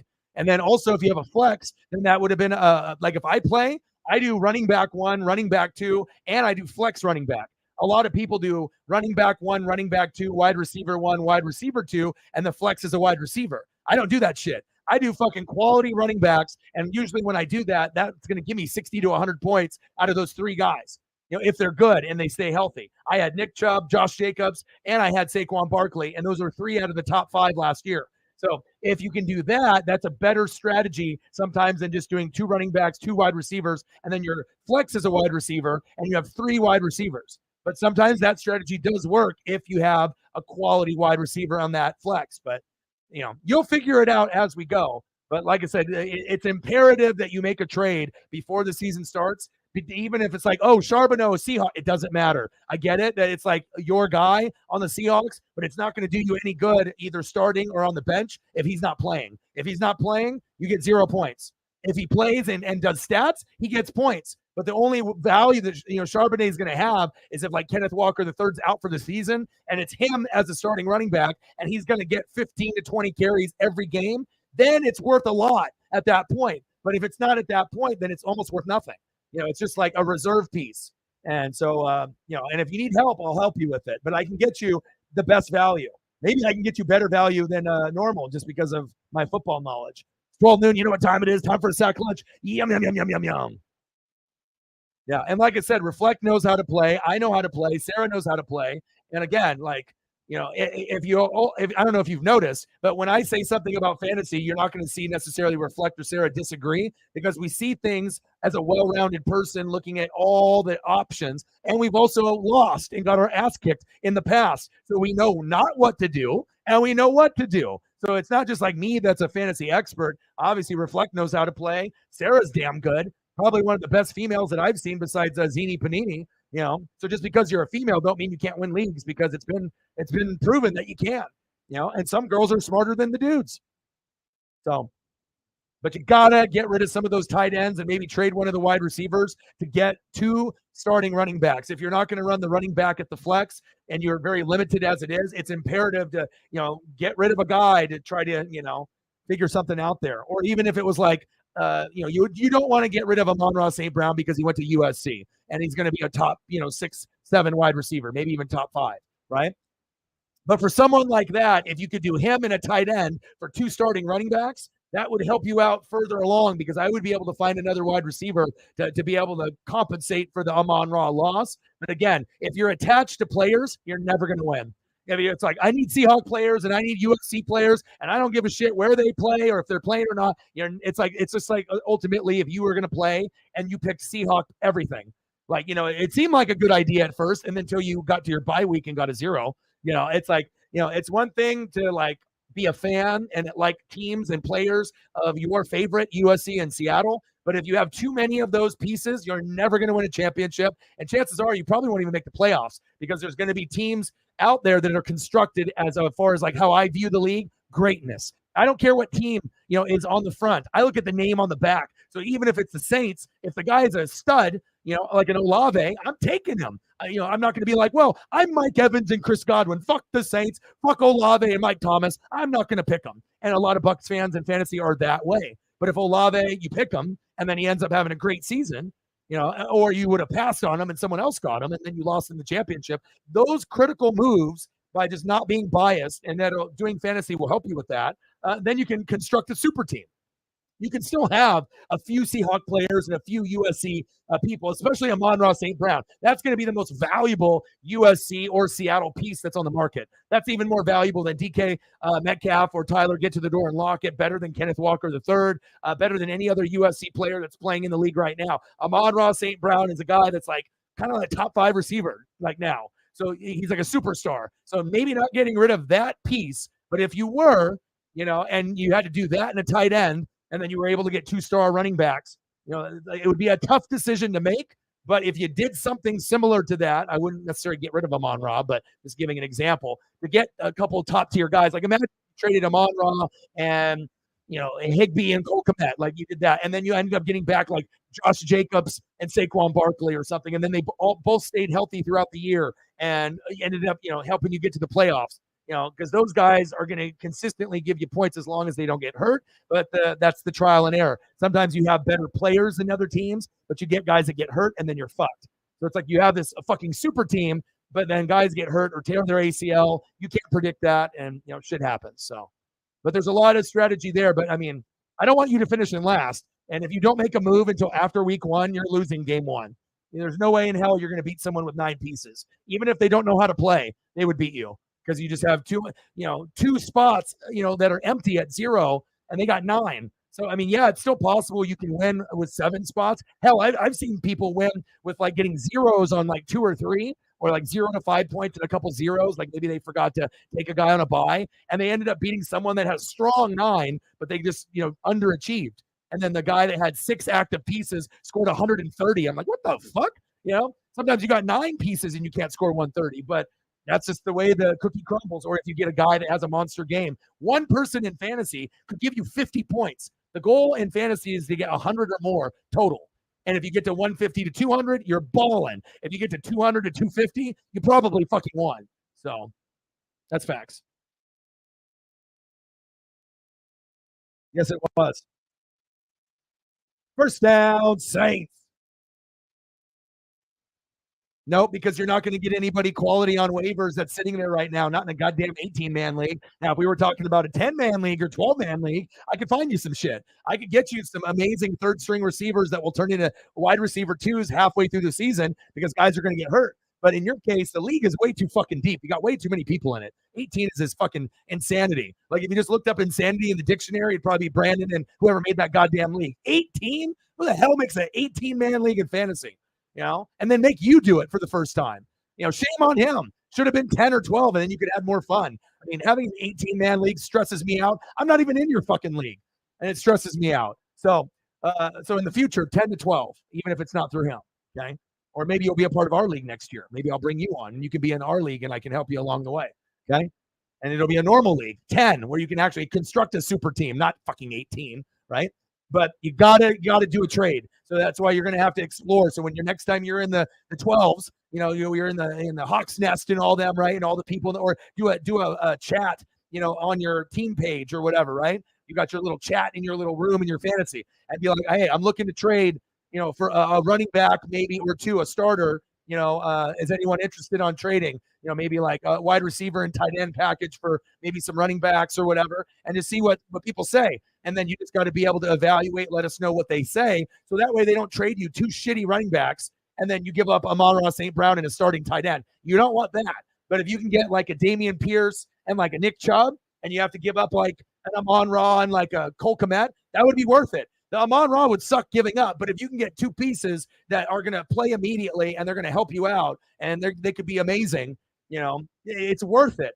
And it's like, I know you have the USC Seattle connection, but in fantasy, if you have ties like that, you're never going to win a league. Never. It's just that you have too much attachment and bias towards your favorites. That, because I see people that do it all the time. They're Chiefs fans, and they always try to get Mahomes and Kelsey or whatever. And yeah, maybe you grab those 2, but the rest of the team is just trash, and then they don't make the playoffs. It's like, I got Mahomes and Kelsey. Okay, you got them, but then what's your running backs look like? Trash. What about the kicker? Trash. Defense, trash. It's just, you got to be able to have that balance. You know what I'm saying? So, and that's just me being honest and truthful, because I want the best for you. So, yeah. But again, if it was like, Amon-Ra probably would be the last one I would trade on there. But if it was like Amon-Ra and Higbee and Komet, so you trade a 3, and you can get Nick Chubb and like Dameon Pierce, I would do that because you don't have any running backs right now. So then if you do that, you have to fill the hole for Amon-Ra, which will be tough. But if you have other wide receivers, I can find you another. And then if you give up a couple tight ends and you at least have one, then I can try to find you another on the wire, and it won't be maybe as good as it was there. But your running backs are going to be hell of a lot more important than fucking having 4 tight ends. You got to have 2 starting running backs. So, but that's just like in my opinion. Like if you could get something like that, Amon-Ra St. Brown, a couple tight ends or something here, and then you can end up getting like a Dameon Pierce, like a low key like sleeper with a Nick Chubb or a Josh Jacobs. Then I'll be like, oh shit, I would do that because it's like Amon-Ra would hurt. But imagine if you can get 40 or 50 points every week out of Dameon Pierce and Josh Jacobs or Nick Chubb.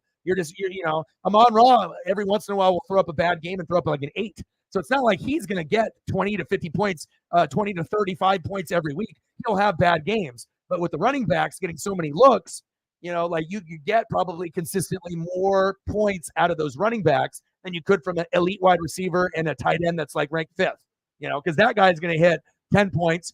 Every once in a while, he'll throw up a 25 at tight end, but it's like not often, like a couple times a year. If it's like a Cole Kmet where he gets 90 yards and 2 tutties in the red zone, you're like, yes, 26 points. And then the next week you put Cole Kmet in there and he puts up 4 because fucking DJ Moore had 3 touchdowns. And you're like, fuck my life. So it's like just because a guy did good one week doesn't mean they're going to do good the next week. And that's when you have to know when to hold him, know when to fold him. You got to be able to put guys on the bench.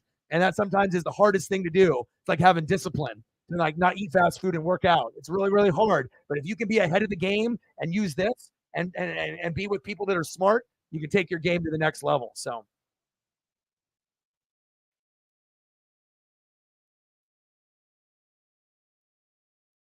I was just about to ask you about that. The backup interior line was ass juice. This is just overflowing, bro. Yeah. That's what I would say is like who needs a tight end or backup tight ends for depth? Because obviously after the first like 3 or 4, I would probably say okay after the first 5. So Travis Kelce, Mark Andrews, George Kittle, Darren Waller, Dallas Goedert, for example, right? And then after that, who the fuck knows, right? So then you might get big games out of Cole Kmet and Higbee, but you're going to have other games where they give you like 4, and you're going to lose because that happened. So that's what hurts sometimes when you get tight end number 5 through 12. And in my case, if that's the case and that's what I have drafted and I don't have the top 5, I have 3 tight ends. I make sure I maximize that. But if I don't got running backs, then you have to cut it down to just 1 tight end and then just take your luck on the wire down the road.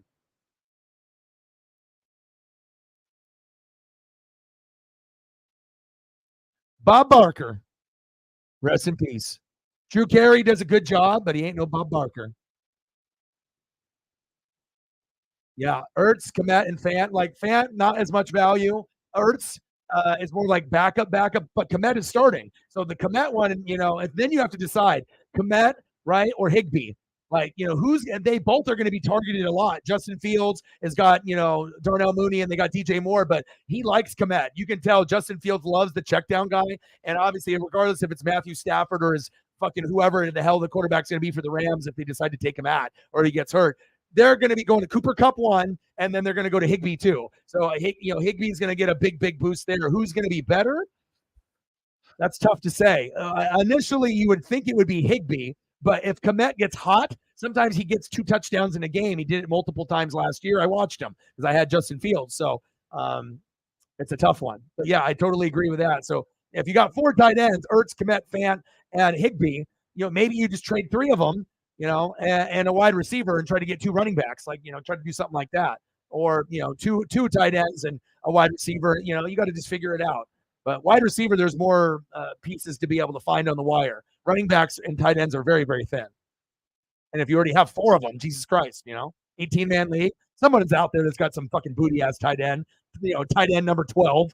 They're just be drooling for one of these tight ends.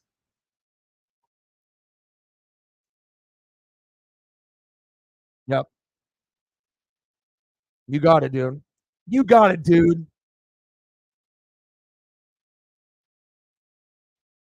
Yeah, like I said, certain guys, it's all about targets. It's not about name recognition. It's all about bottom line. How many targets a game is this motherfucker going to get? And out of those 10 targets, how many catches is he getting? Is he getting 7 or 8, or is he only getting 4 or 5? And if he's only getting 4 or 5 out of 10, you bench him. And you find that guy, like Amon-Ra St. Brown, that gets fucking 10 targets, 9 catches, 160 yards, 2 tutties, 28 points, boom shakalaka. I just beat you, you know? But again, you're not going to be able to get points every week out of every guy, but there are certain guys that are consistent. And if you can find the consistency all-star team, that's what I look for, then you can end up being a top 3 player every year. It's all about how much effort you put in. Walltown in the building. What's good, brother? Brees Hall. Yeah. Kenneth Walker III as well. They both play the same way.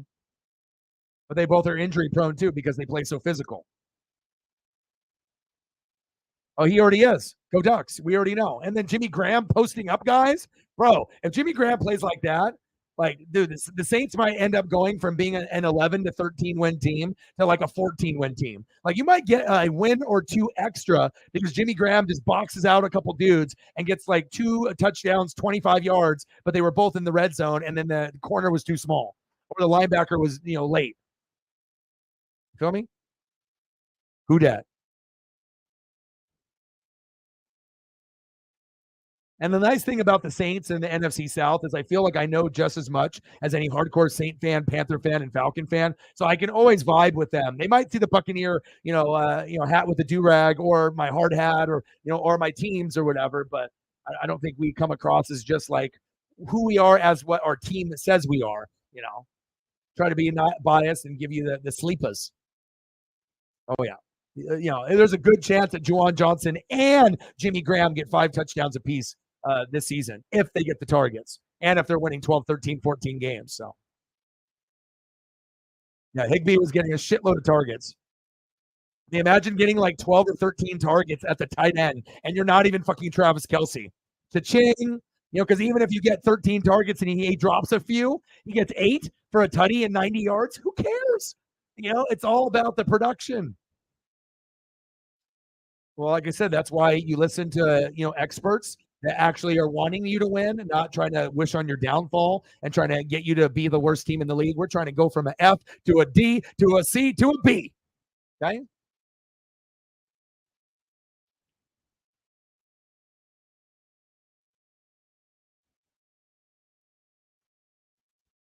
Yeah, but the thing is you might have to trade Waddle away with your tight ends to get a running back. And if you do that, then that will actually help you out tremendously. If you could get like a Josh Jacobs or a Nick Chubb, someone like that. Saquon's kind of injury prone, so he was good for me last year. He might get hurt this year. But if you could trade Jalen Waddle and, like, let's say Higbee, and then you ended up getting Nick Chubb in return, you do the deal. And that's going to instantly make your team go from an F to like a C minus, because you're going to get a guy that's going to hit 15 to 25 points every week, and every once in a while a 40 or a 50. So it's like, yeah, I love Jalen Waddle as well, but he's wide receiver number 2. He's not Tyreek Hill, who's wide receiver number 1. So even though Waddle can put up the same stats every week, right, getting a Nick Chubb for a Waddle and a fucking Higbee is worth it. Like, those are the type of deals, a 2-for-1 that you do. Like, if you can get a Josh Jacobs or a Nick Chubb for a 2-for-1, Waddle and Kmet, Waddle and Higbee, you do it. But only if it's one of those top end guys. And then you instantly see your team grade, boop, boop, boop, boop, boop, boop, boop, boop. It goes up. So Amon-Ra's untouchable. He's USC. To me, he could be a top 3, top 4, top 5 wide receiver. You're not trading him no matter what. Because if it was me, I'm not trading him. But Waddle is tradable.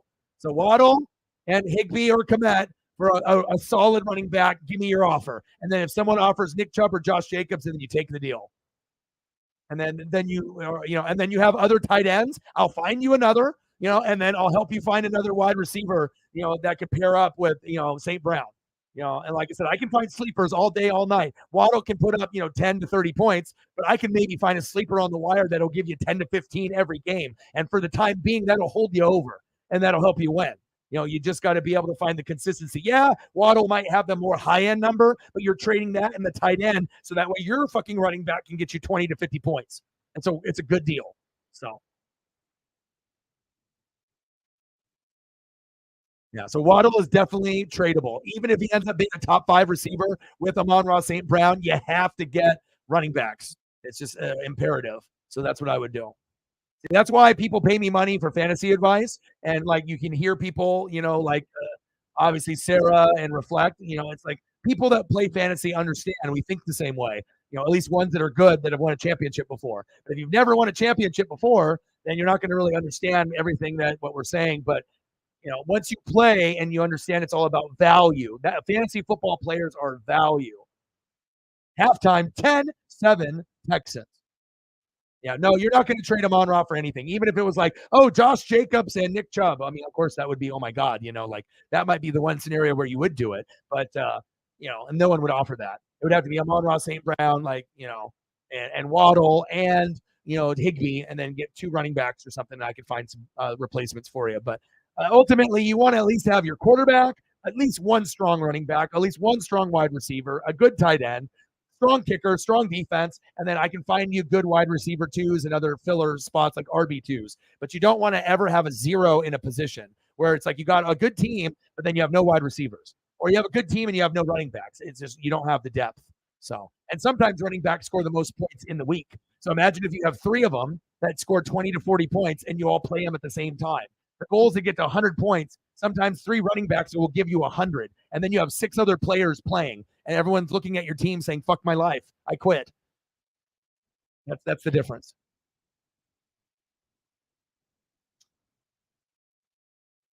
Yeah, who's your kicker in your defense?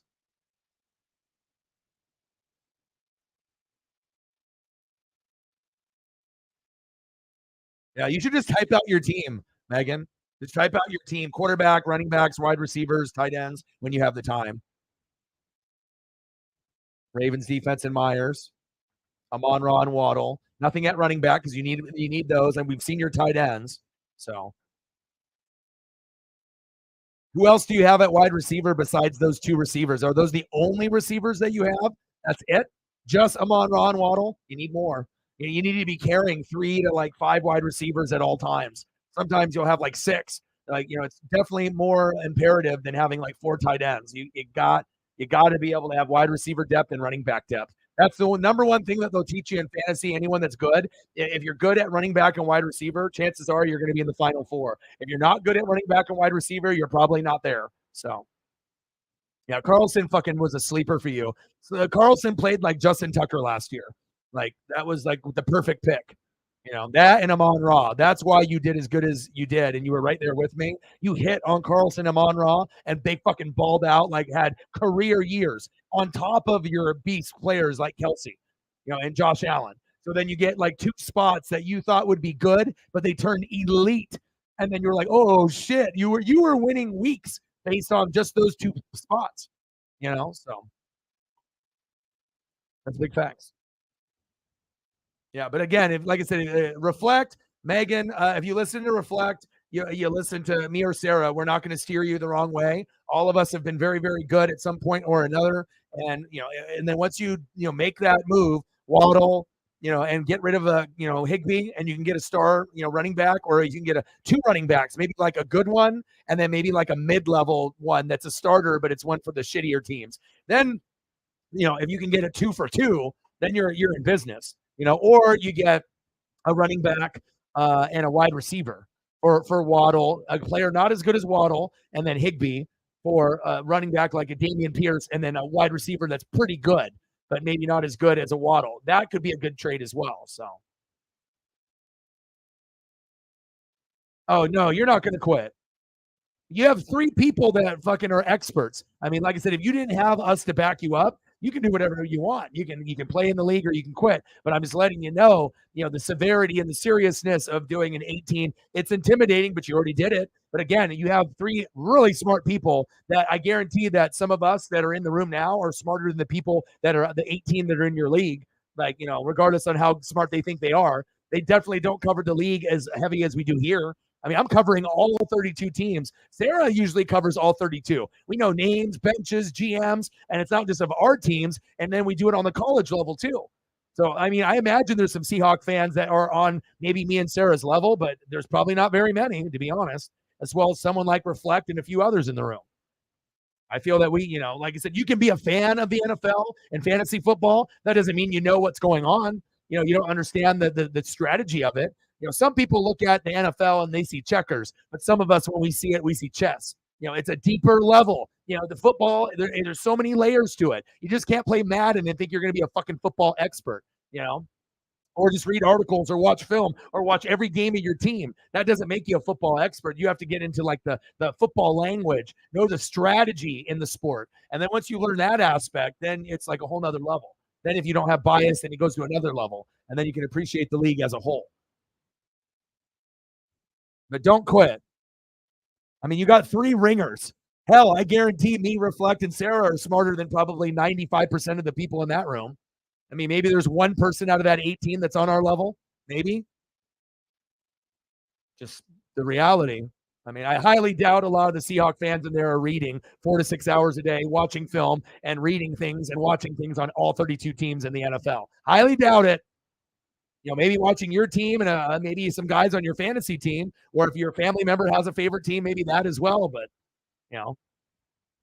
analytics and statistics are our number one thing here. It's all about going deeper than everybody else. Everyone else is black and white. We're in the gray area. We're going deep. Yeah, you're not quitting. We're going to try to get you into the playoffs. Even if you ended up starting off with an F or a D, we can move you up. Yeah, you got this.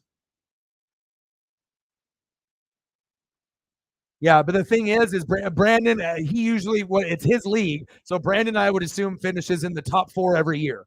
I don't know Brandon. I've never been to the channel, but someone that's got a channel and has some Seahawk knowledge. I assume he's got some NFL knowledge, and maybe he's won a league before. But I assume that if he is any as good as what his numbers are on YouTube, that he has finished at least in the top 4, and then he's probably a top 4 player. I would assume. If not, then maybe he's just not a fantasy football player that's good, and he's just really good at Seahawk information.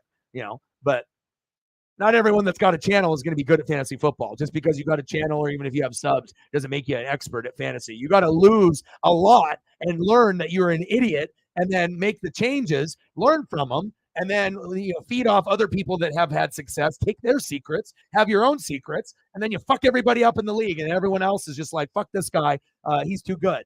Or, oh, fuck, I got to play fucking Sarah this week. Oh, shit, I'm going to take an L. But, not everyone can be like that. So, not JT in the building. What's good? Dude. I mean, everyone else can, scream and yell, and they can know some stuff about their team. But what about all 32? I mean, no one else covers the league on the deeper level like that. And that's why fantasy football, there's so much money involved, because a lot of people are lazy and they only follow their team or their players or maybe their fantasy people. But to be an expert at fantasy, the more you know about all the teams, that's when you're going to be the best, because you're going to find that wide receiver. I got fucking Geno Smith and Justin Fields before everyone else when Justin Herbert got hurt.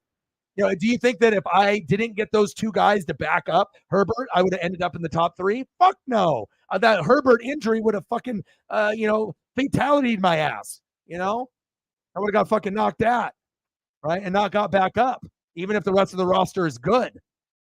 Getting Jason Myers at kicker after I cut Butker, even though I didn't want to, but I knew I would be able to get Koo and Myers. Someone's going to pan out for me. Hell, yeah, if Butker can stay healthy, yeah, maybe he gets 10 or 20 more points overall. But I got to get points now. Butker being hurt, you fucked me. So I had to make a move, and then luckily I got Myers, and he was a sleeper of fantasy football at kicker last year. And that's the type of shit that I can do, and I know some of y'all can do it too. You just have to be able to find that piece 1 week before everyone else. And then you get them while the iron is hot, but it's not like everyone knows the name Justin Fields. And then people are like, you motherfucker, you got Justin Fields 2 weeks ago. You saw something, you son of a bitch. And then all of a sudden, Fields is starting to put up 40 points a game in fantasy, and then I'm just rolling just based off that one move. So, yeah. What are we eating tonight?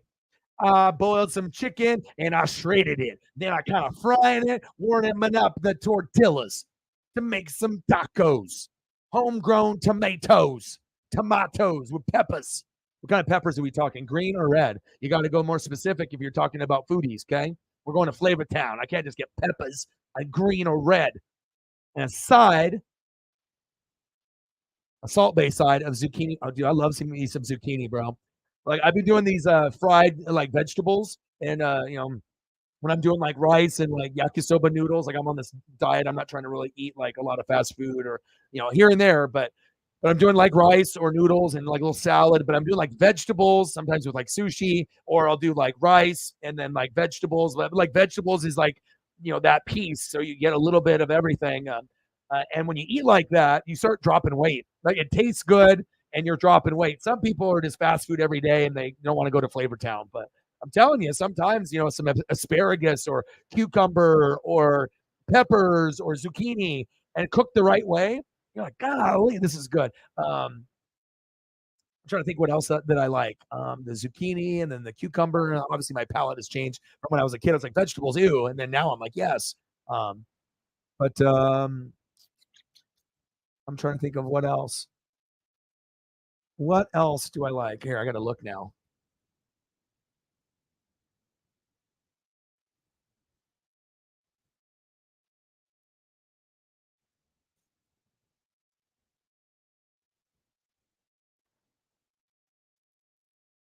First down and 10, short game. All right, I got to look at this vegetable guide. I want to go to Flavor Town.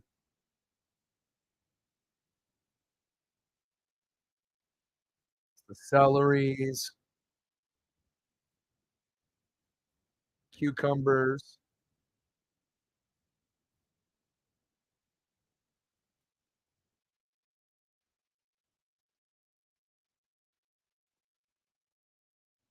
Man, that's now I want some. Now I'm all up on the business. Artichokes, asparagus. Like once you actually like do like asparagus with like mashed potatoes and gravy and steak, then you're like you can't not get it once you get it. Like once you actually get asparagus made, like if you're gonna have that type of plate, like once you get asparagus made perfectly with like the mashed potatoes and gravy and steak, if you eat that, then you're like, oh, why would I not get this again? Like there's just certain things that will complement things very, very well. Like you can do the fish in the rice, a little salmon, or if you're doing some cod or whatever, but like, and you can do multiple different types too. It doesn't have to be a certain type, but it's like pairing, like when they do pairing of the wine, you pair the foods up. Banana peppers. That sounds good. I'm coming over. 10-7 Texans. Yeah, asparagus, very, very good.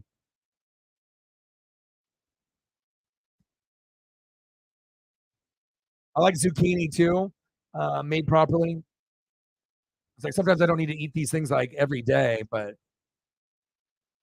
sometimes it's just kind of nice. $100. Let's get to two. We could do it.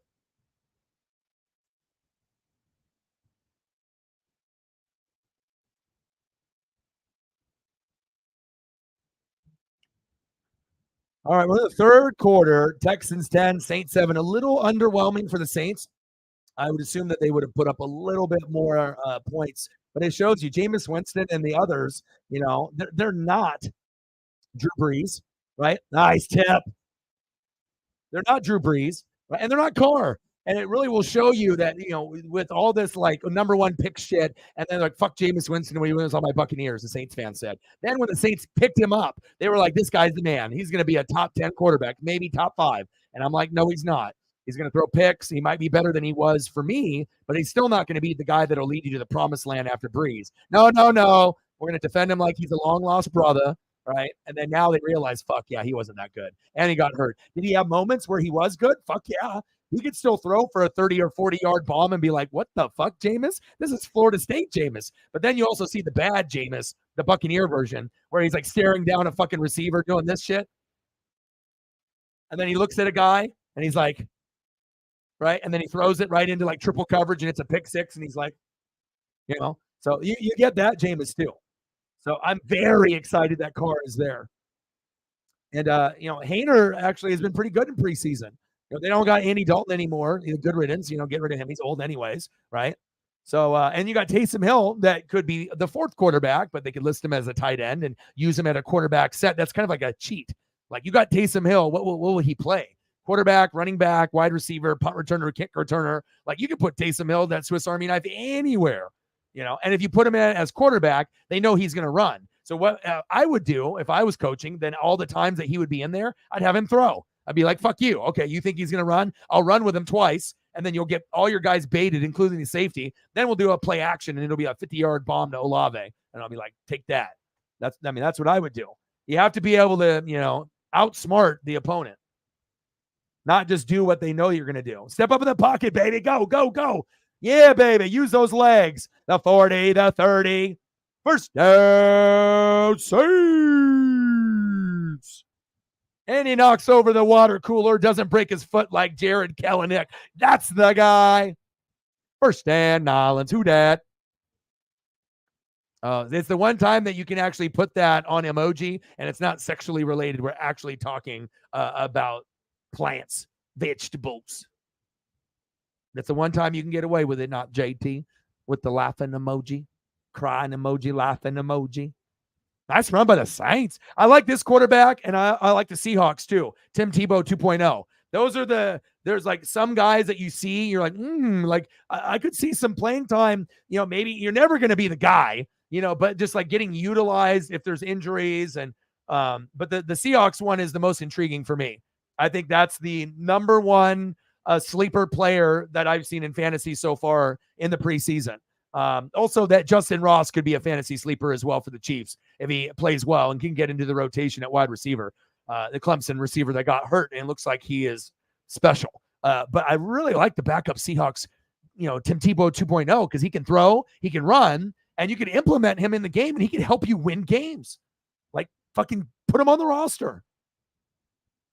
And if I didn't believe in him, hell no, I wouldn't say. I'd be like, cut his ass. I like him. I like him. I need to get my Snapple out of the freezer. Hopefully it's not frozen.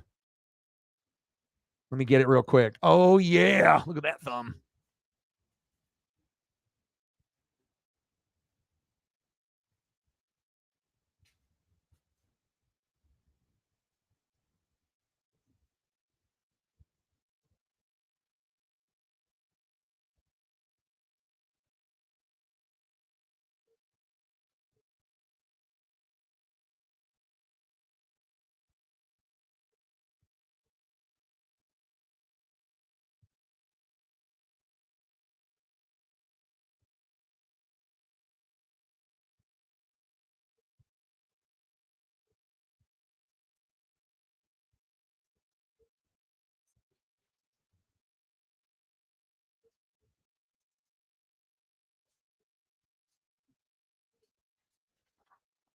All right. Mango Madness from the freezer over 1 hour. I mean, if you want to live life, I'm telling you, if you haven't lived life yet, you haven't had a Snapple in the freezer for about an hour.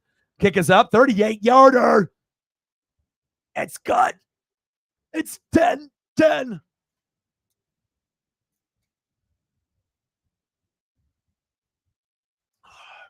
The level of coldness on the drink, for me, the colder, the better. I mean, I want it to be like I'm in the mountains camping and I got my beers in like a waterfall, glacier area. And then I can just like, colder the better. I don't like room temperature shit. And if it's cold, like if I'm doing a stream for 1 to 3 hours, I don't want to have a couple sips and then all of a sudden it's like doesn't taste good.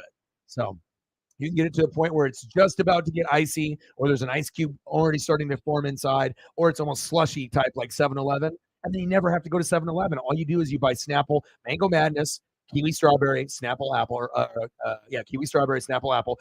Throw those 3 in the freezer, boom, 1 hour, and then you're good to go. Then life is good. You don't have to drink soda as much. But also, too, if you want something that hits really, really good, Pepsi in a can, in a 16-ounce can, or a Dr. Pepper. If you like that, throw that in the freezer for an hour or 30 minutes, boom, drink that, preferably with pizza, and your life will be changed. The grilled asparagus. It's great. Fantastic. Little butter. Put the butter in there. Little saute action. Yes, we are. 2 weeks away from NFL Sunday, but we already get college football already. We already had week 0. I'm going to be doing the fucking Utah and Florida game on Thursday. Hyphy, lit, awesome, right? Then this weekend, college football, right? So, like you already know things are already going good, right? Things are going good. We're already getting into week 0 and week 1. I mean, I wish we were playing someone better than Portland fucking State. At least give me something tough, I want right out of the gates, something tough, but I guess Portland State it is.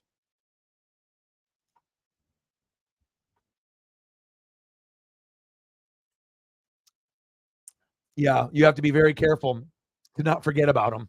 That's why, I always make sure it's like an hour and a half in, depending on how your freezer is. And the beverage, consumption for the future will never be the same. The colder, the better. I mean, do yourself a favor. The whole point about it is being refreshment.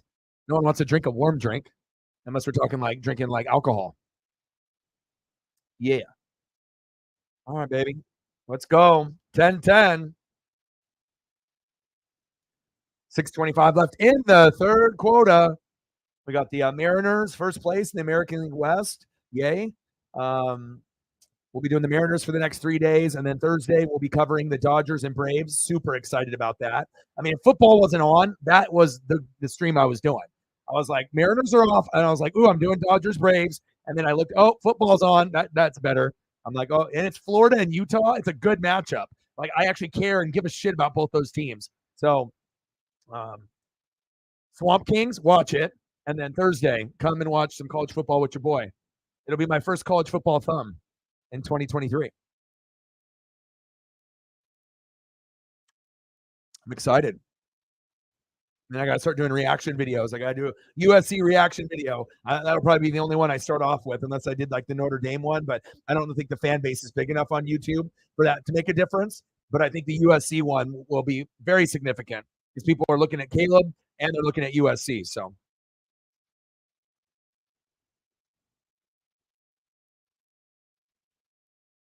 Some dish soap in the dishwasher. Oh, bubbles. It's a bubble party. Like you get too many bubbles, from like a different washing machine or a dishwasher. Like you can fill up like a house or like a room. I guess it just depends on how bad of a situation it was. Outside to the outside. There we go. Stiff arm. Yes. First down, Texans. Move the chains. Okay. Yeah, but I'm excited. Football in full gear, right? College, NFL. We're right there. Wrestling's always in full swing, 365, AEW, WWE. Baseball's getting really interesting because we're getting close to the playoffs. NBA and college hoops will be starting up. I mean, NHL will be starting up. So, I mean, literally everything will be going. Daytona and obviously NASCAR will be wrapping up. But we're really getting into the best part of the year, which is typically September to February. Love the weather, love the cold. It's hoodie season. I like wearing cutoff t-shirt and shorts. And then if I'm not doing that, I got a hoodie on. Am I still wearing shorts? And if it's 10 degrees and snowing, yes, I am. And I've been that way my whole life. It's some Nike shorts or Jordan shorts or Oregon shorts or Buccaneer short, whatever. Mariner shorts, something. Shorts, though. I like my legs to breathe. I like my arms, especially exercising with Paisley. Nothing's worse when you get hot, when you're just like already breaking a sweat and I got this goddamn fucking sweater on. Like, what am I doing? I'm an idiot. Like, why do I got this Mariner hoodie on? I'm stupid. Good tackle. Shoestring there by the Saints. AEW, PPV, also next weekend again, All Out 2. And who's wrestling in that? I need to catch up on some AEW and WWE. I've been really busy, like focusing on reaction videos and live streaming and reading and doing film study and hanging out with you guys and talking with y'all. I haven't been able to get as much up on the wrestling side that I would like.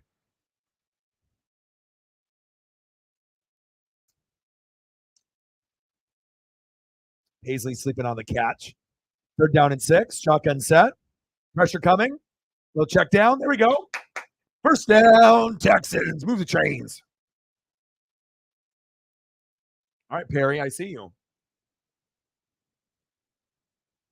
Seattle Mariners have sole possession of first place in the American League West for the first time this season, and for the first time since when? Like the last time we were first place this late, reflect, when was it? Like we're talking what?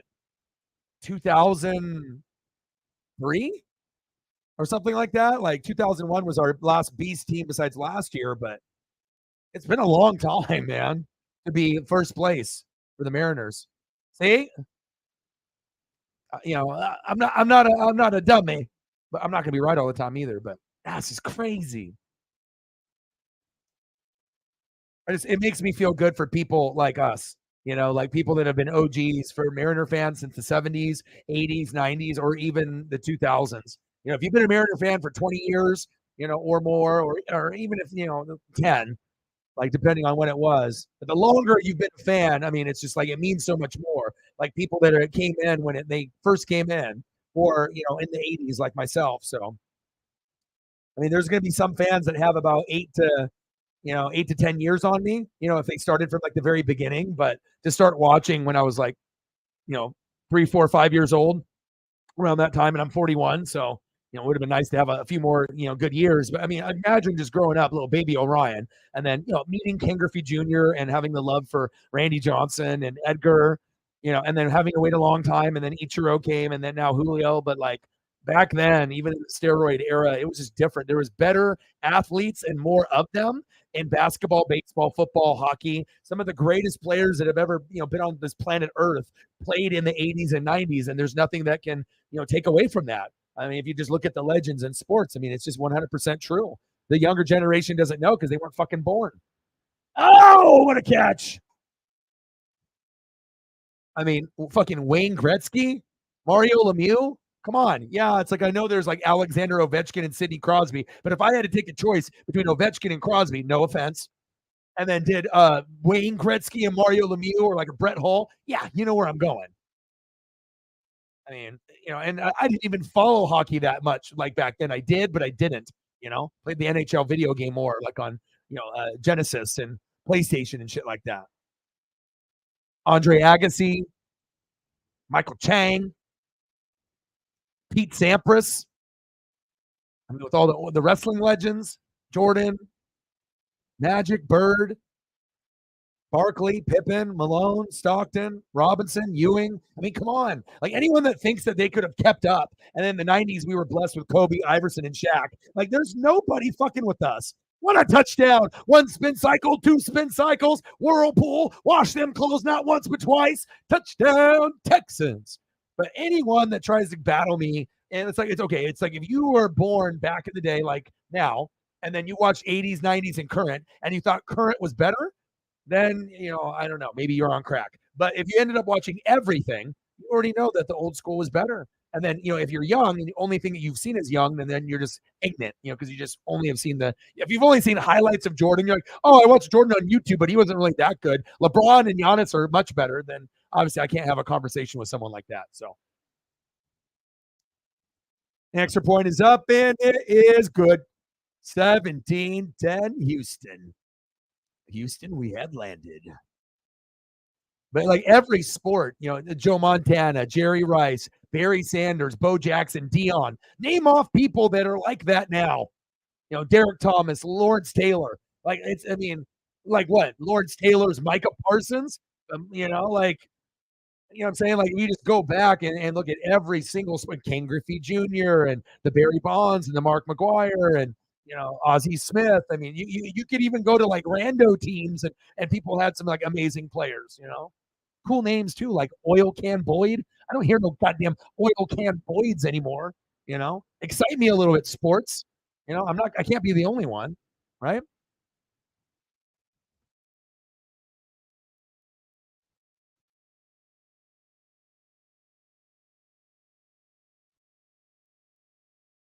Yeah, and there's nothing wrong with that. Plus, anything that you're a fan of American sports, being Australian or from that region, whether it's like I had people that I did rugby like from New Zealand, and they had passion for rugby and lacrosse, but also football. I think it's cool, like branching out and actually liking something in another like foreign country, but that it's so fucking popular and you enjoy it. Like, okay, if I already enjoy rugby and lacrosse and this other stuff and maybe a little baseball here and there, and then I can see American football, yeah, why wouldn't I want to? Like, yeah, if you're a sport fan, it'd be like, yeah. I mean, I know if I was living in Australia, I'd be like NFL, NFL, NFL. I'd be like, please come to Australia. Like, I'll do whatever it takes. They need to go to Australia like yearly. You know, it's like you got to be able to go to places where it'll be appreciated, and I think it would be appreciated there. It's cool. And it doesn't matter if Ichiro or whatever. I mean, anything American sport wise, that's a cool thing for you. You know, to be able to see that passion, that you got more passion than some American fans. You know, and you're in Australia. You know, and it's not even your like standard sport because you know it's not like you guys have a professional NFL league there, right? So, and then your knowledge is getting better and better every stream, and you're listening to other people in the room that know many things, not just me. And I mean, pretty soon, you keep learning these things, and the biasness goes down a little bit, the knowledge expands, and then at some point, you're going to actually be like a fantasy expert, regardless if it ends up being an 18-man league in the future or not. So.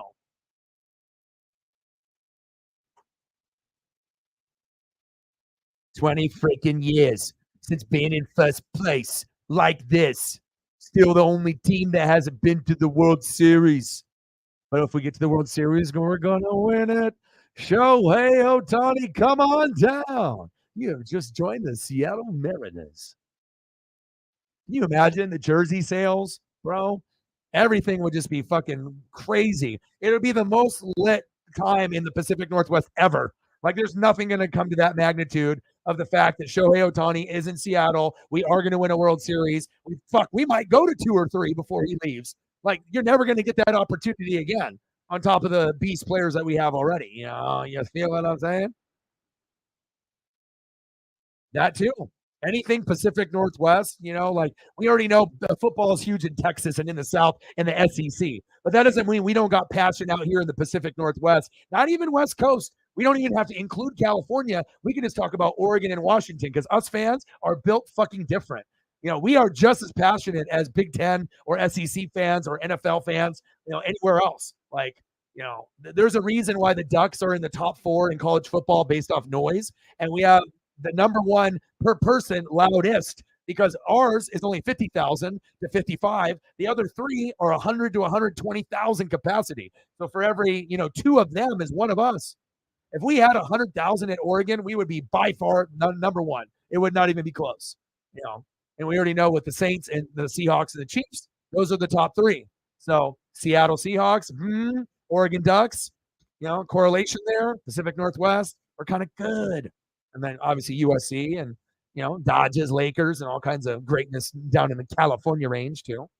But it's like, I like to rep the Pacific Northwest because I think Washington and Oregon, it's like West Coast. Everyone thinks California. Nobody says West Coast and they think Oregon or Washington. They're always thinking California.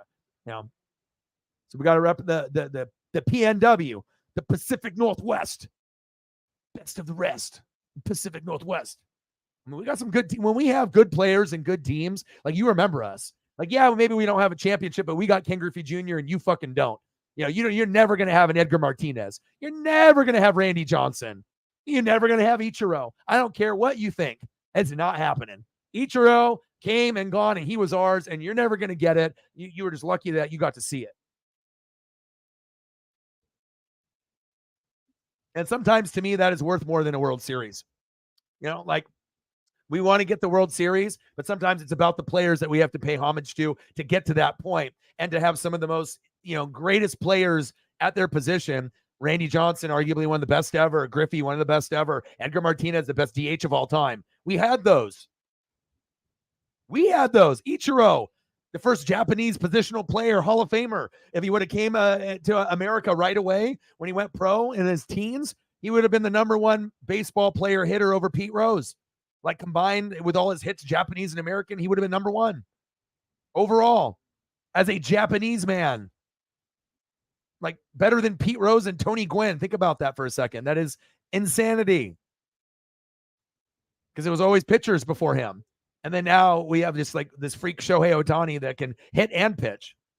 So it's just, being Japanese myself, like it's a pride thing too. It's like we might not be able to have a lot of people be famous, and it's like Yao Ming isn't Japanese, so but you'll get some Asian representation in certain sports, and Yao Ming was one of the best ones that as far as Asians represented ever. That's facts. But with Ichiro and Otani, I mean, that's even better than Yao, because you're never going to see another Ichiro leadoff hitter ever again like that, unless Ichiro has a kid and it's Ichiro number 2, and his dad teaches him everything on how to be Ichiro.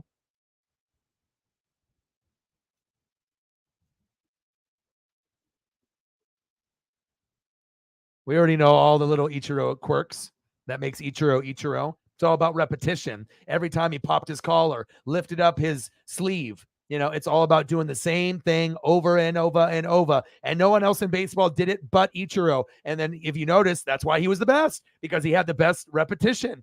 You never saw anyone else do the same routine every single at bat for their career. It's like he was already disciplined that way. So you already knew he was going to be successful. So.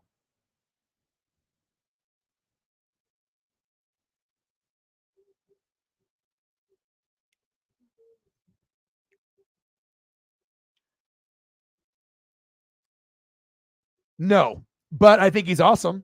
And I think you're going to win the AFC South. I think you have a lot of weapons and you could be in the conversation, but it's Trevor Lawrence. I mean, you're going to have to be better than Mahomes or Burrow or Allen, Herbert, Jalen, who knows, the other surprises, Carr, and then maybe Trevor. I mean, there's going to be names, but like not in the top 5 race, but maybe like one of the top 10 quarterbacks, top 10 or top 12. But I mean, there's a lot of competition. Even as good as Trevor Lawrence is, number 1 pick, lots of potential.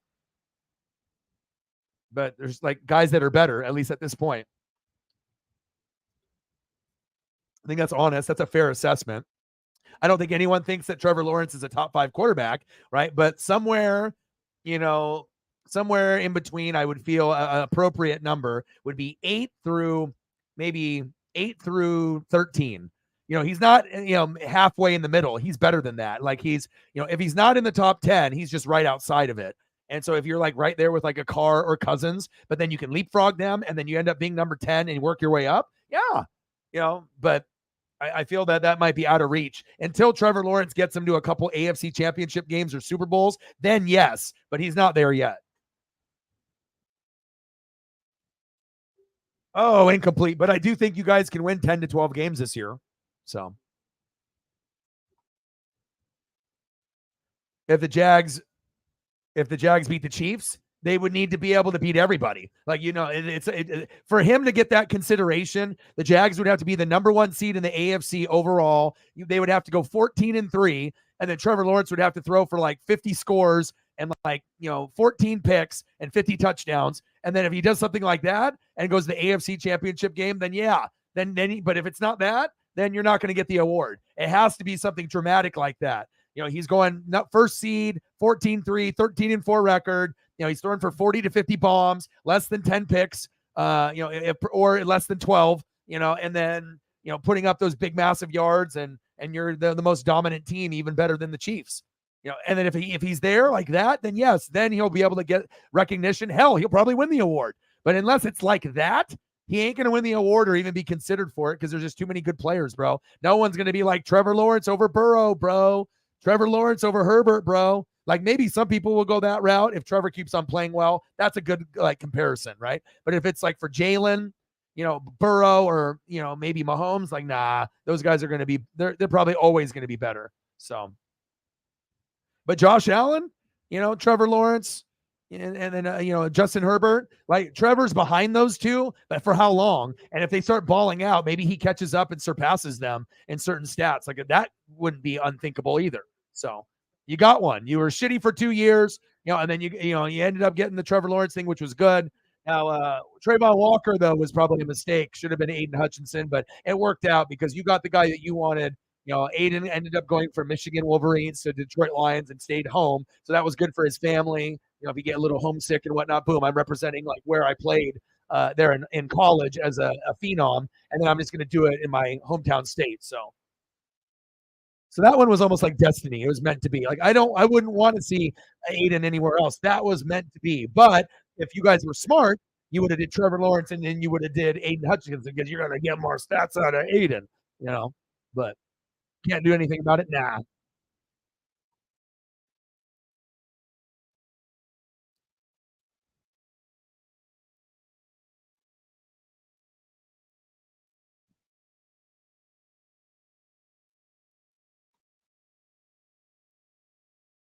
Yeah, I can't speak for other channels, but honesty, loyalty, respect are like the three most important things to me in my life.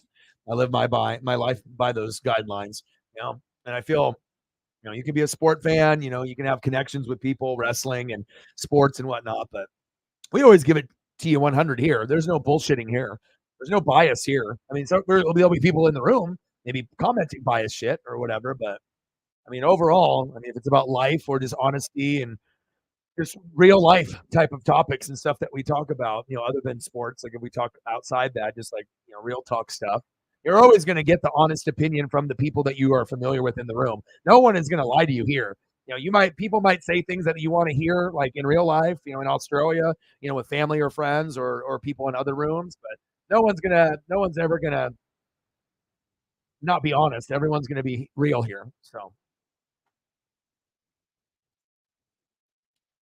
I'm a follower of the sports gods. I talk to them, they talk to me back. I'm trying to be like Marty McFly with the sports almanac, and I'm trying to help people win a shitload of money. I want people to win fantasy. I want people to win in the sports gambling, and yeah, and I'm grinding and doing my dream. Well, I get to hang out with amazing people, and we can go along for the ride together. I mean, what's fucking better than that?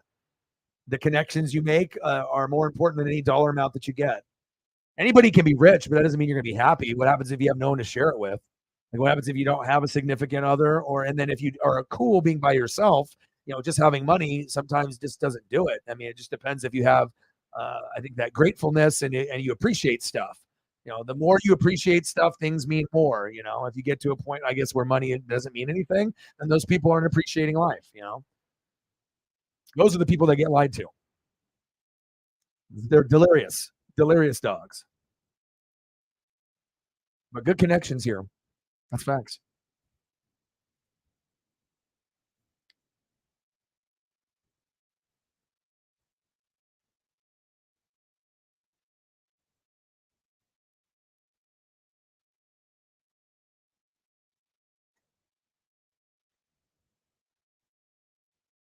Yeah, I think no matter what it is, you just have to be comfortable with who you are.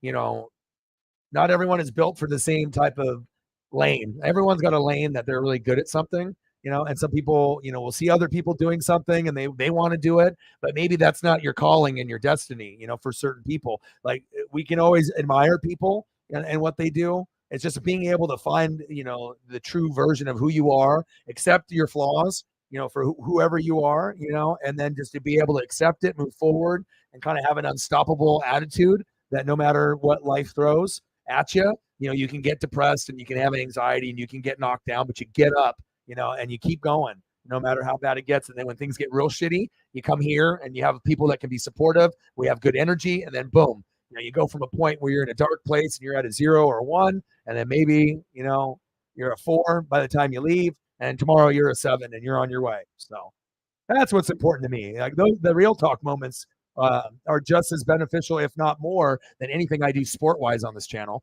Like, yeah, I can do the sports, and I know all the stats and going through many, many options of sports, but just being able to help people with real life shit and go through experiences, that's more beneficial. You know, that way you can bounce ideas off each other for people that are real, and then you can, feel good, about a decision or, whatever. Fourth down and 3, 17-10 Texans. Sometimes it is about real life, and all it takes is being able to make a difference for one person, and you did something, and that's why I try to have that in mind. If I can do that and bring up the energy for everyone that's in the room, or people that don't even talk that spy, or that are haters or frenemies, or people that are active in the chat, or people that are just watching. Anderson going to the tent, that's not good. Oh, Snapple, Mango Madness, made from the gods. Some good.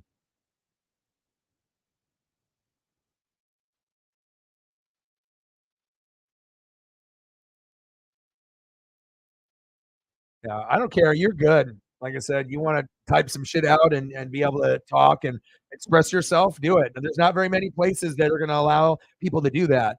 Some people are very, you know, uh, fickle, and I can be very, direct and strict. And, depending on the energy that I get, you're going to get that energy back in return. But I mean, if it's one of the mods or one of the main people like yourself, you're good. You already know, not what lines to cross. It's always being respectful and, just being able to be a part of something special together.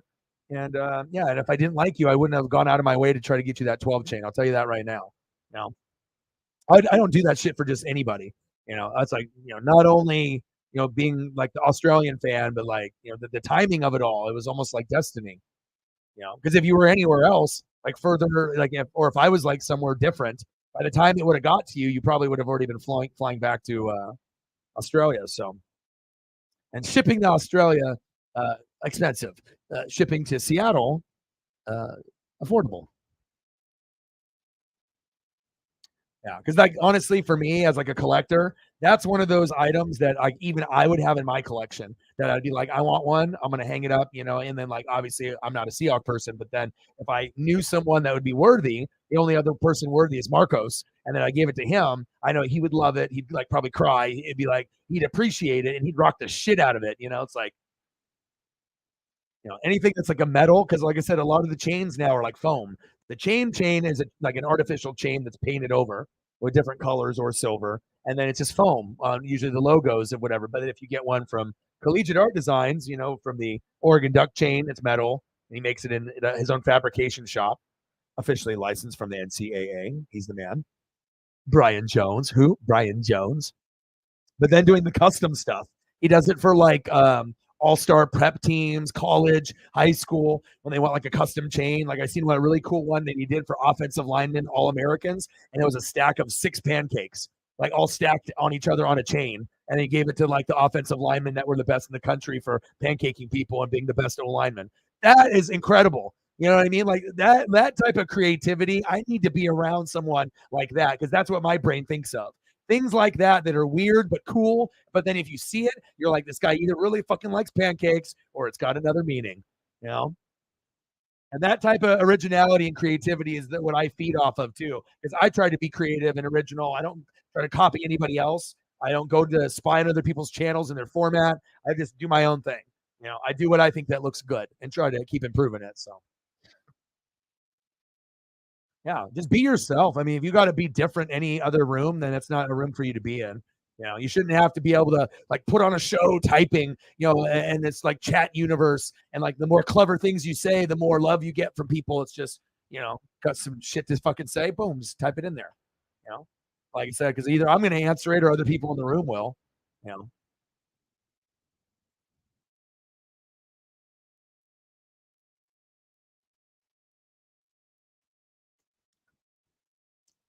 yeah, I imagine getting one for Brandon could be done, and I'd probably get one for Marcos too.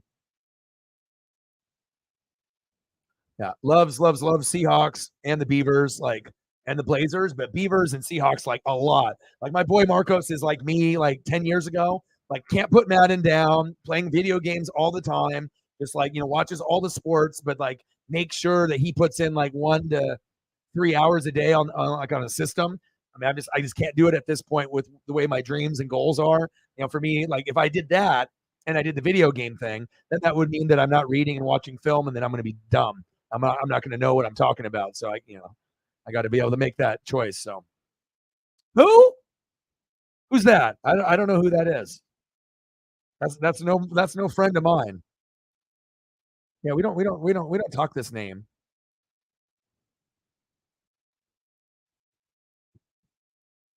1710 Houston.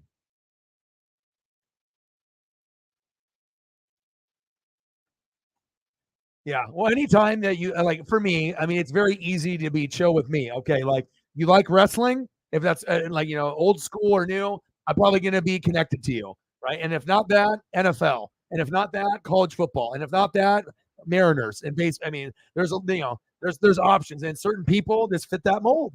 Other people that aren't into those things aren't going to connect the same way for the people that are.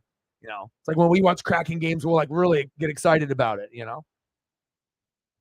And obviously, like when me and Reflect watch Mariners, you can see how much energy and passion and Sour Vanilla and a lot of the other people, that are actual Mariner fans or have been Mariner fans for a long time. I got to bring the Mariner fan community like to a certain light. And then obviously then you'll get other YouTubers that do Mariner content that'll try to be doing more streams to take advantage of the success of the Seattle Mariners that are going to have in the next 15 or 20 years. I just have to be number one, number one Mariner source, play by play. Nice. Yeah. Any chances on any like foul balls or balls that were thrown into the crowd after the inning ended, or were you too far up? And did you get a piece of memorabilia afterwards, either a shirt or something? And did you drink beer? And did you get a nacho helmet? Like, I need some details here. I mean, what are we talking? Did you have a couple beers? Did you eat some burgers or nachos or pizza? Did you get a chance to get close to any baseballs? These are the important questions and answers that we need from Mr. Goldstein. It's good, David. How are you?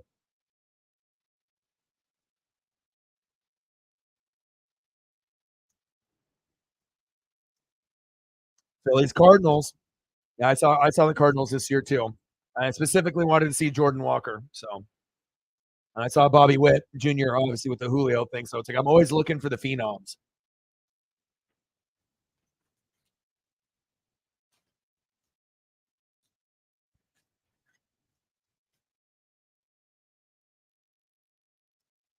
You guys like kettle chips? Honey Dijon. This is the fire right here.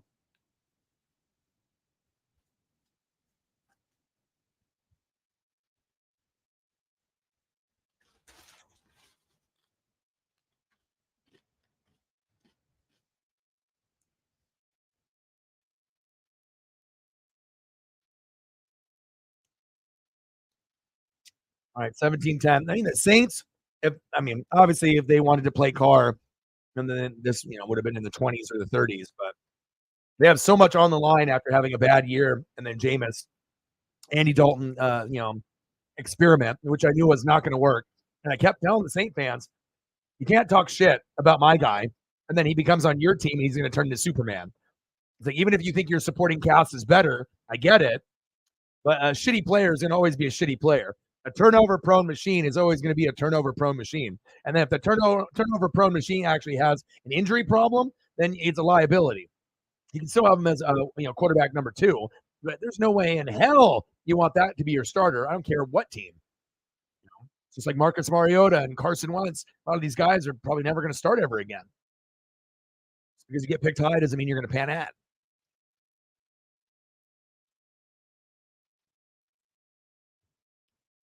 Rock salt. Oh man, I love the kettle. And it's made here in Oregon, and um, they have another cheddar one too, the yellow bag. That one's really fucking good too. Like when I'm gonna I like sun chips, French onion, and the harvest cheddar. The green bag and the orange bag. I can eat those a whole bag by myself. Nice catch. First down, Saints, run him over. There we go. Move chains. Hayner playing good. I like him. But yeah, just getting a couple of those flavors. It's like I can always do some of the other stuff, but the sun chip ones, those are like number one, number two, and then the kettle. And I'll go through all the flavors. You just got to be careful when you're eating them, because when you eat those too quick, you can like make yourself bleed with them. Like sharp corners on some of those chips, you bite wrong, you fucking your gums might be a little bleeding, or the roof of your mouth and shit. You're like, oh fuck, what happened? It's 12 noon. You know what time it is? Time for a sack lunch. Yum yum yum yum yum. Hopefully he's okay.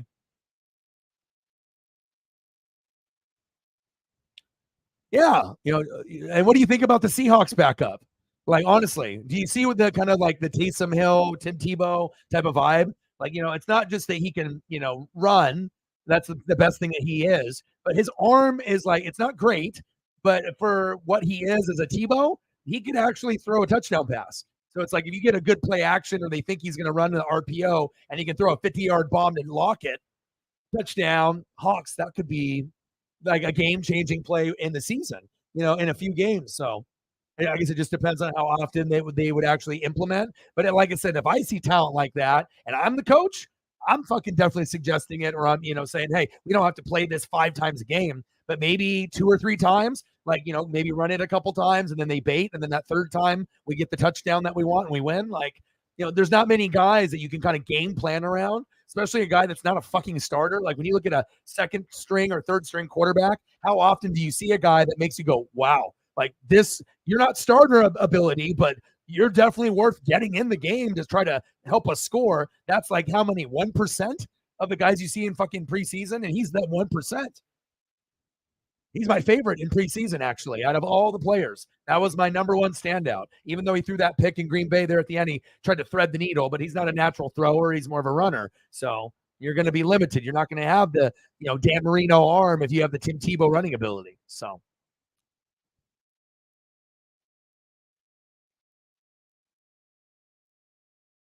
Yeah, but you know what I'm saying? The Tebow comparison, and just like the passion, and then just being a lefty, it looks cool. And then he's got some upper body strength, so he's not going to be like a Marijuanovich. He ain't going to just be some lefty. There's going to be a little something there. You know, it's cool to be able to see a guy run over other people. Especially a quarterback. Like, how does that not get you fired up? Like the quarterback fucking ran over your linebacker, your best player, and he fucking ran. I mean, I remember when I played Pop Warner, we had this guy named Nick Costa, right? And he was like 6'1" at fucking like 7th grade, 200 pounds, muscles. When he went to high school, he fucking ran the 100-yard dash and the 200-yard dash as a freshman here in Oregon. And he was on my football team in like 7th and 8th grade. And we were like, and he ended up winning the state of Oregon 100-meter dash, like as a freshman over like juniors and seniors. It was like the craziest shit ever. But I already knew the kid was special when I played with him in the first practice and the first game, that we would run like a quarterback sweep where Nick would get the hike under center and he would just run towards the sideline and then no one could catch him ever. And even if you had the angle on him, he was faster because he was running like 4.2 or like, 4.19 or 4.21. Like his speed was like, D'Anthony Thomas or like blazing Tyreek Hill. And yeah, it's just crazy to be able to see speed like that. But I was like, oh, this guy's good.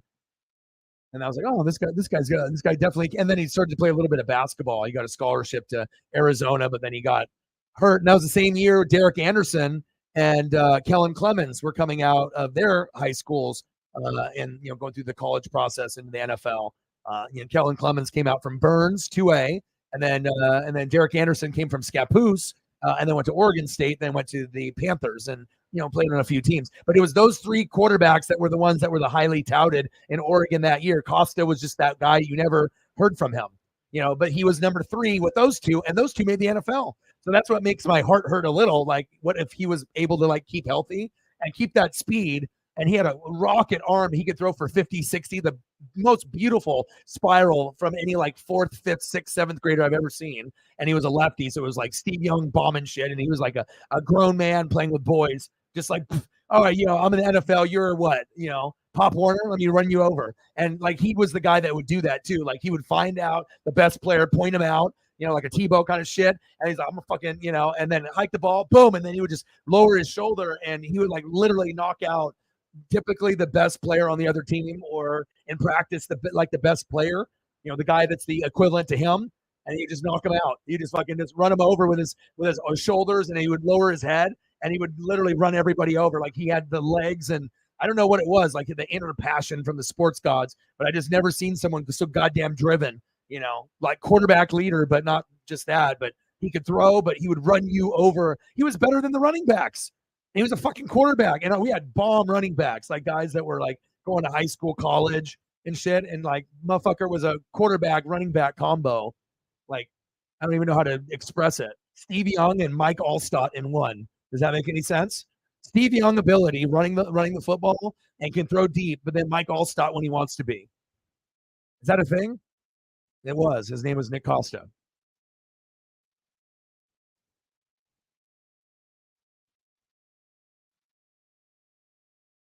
Hell no. I wouldn't even want to deal with Wentz because it's going to be the headaches of the media, and he's done. Like, once you're emotionally, you've tried to come back a few times, you're turnover prone. It's just going to be a kind of a ruckus through the media. It's an unnecessary bad energy for someone that's like third string that, getting interviews over someone like, a Travis Kelce or a Mahomes or, or an Eric Bolton. And then all of a sudden it's like, you're interviewing this. Like, you don't need that unnecessary bad juju. That's why you don't bring in a person like that. At least I know if I was running an organization, I'd say, hey, you're worthy of having a job at least for a couple more years as a second, third, fourth string, but just not on a good team. So a little bit of Jake Bobo in my life. Charles Cross. Yeah, a little Jake Bobo. UCLA.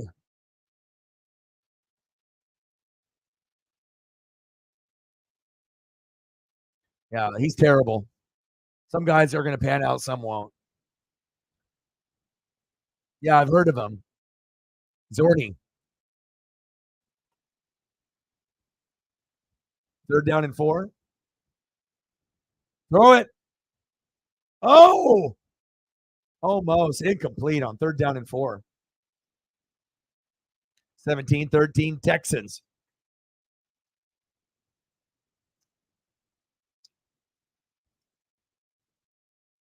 But I'm just excited that this is like the last game.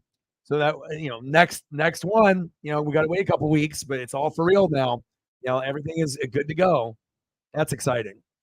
And college football is already underway, so I'm already at like my happiest point, I feel. It's like I got someone significantly great in my life with the GF, with Erica. I got Paisley. I got you guys, the dream, the goal, no negative energy. It popped out. Grab it. Oh, baby. He coughed it up. That was wild. The Texans are trying to win the game. This was crazy.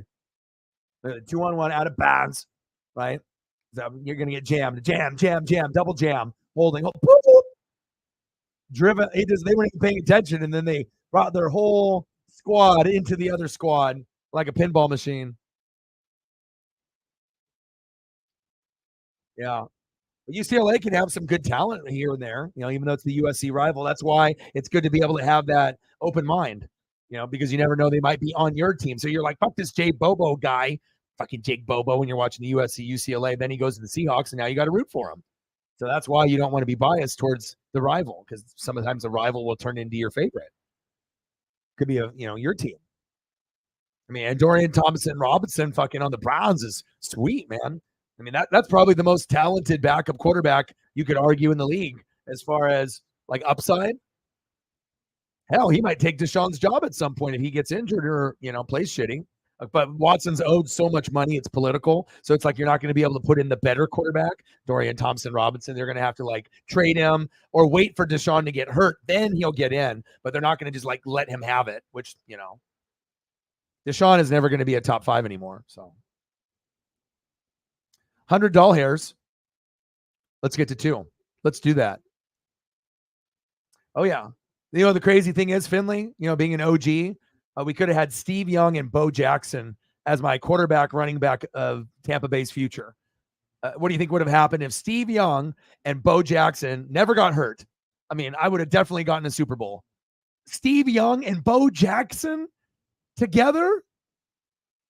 That was the one, like maybe the biggest sports debacle that we've never got to see.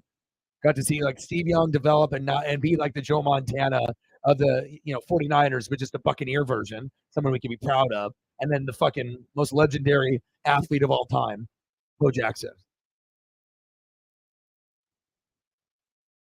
That one kind of stings as a Bucs fan, but then Derek Brooks, Warren Sapp, John Lynch, Rondé Barber, Mike Allstott, Simeon Rice. Yeah, that shit makes me smile. And then, Monty Kiffin, Tony Dungy, Gruden, so like when I think of that, everything else comes, secondary to that.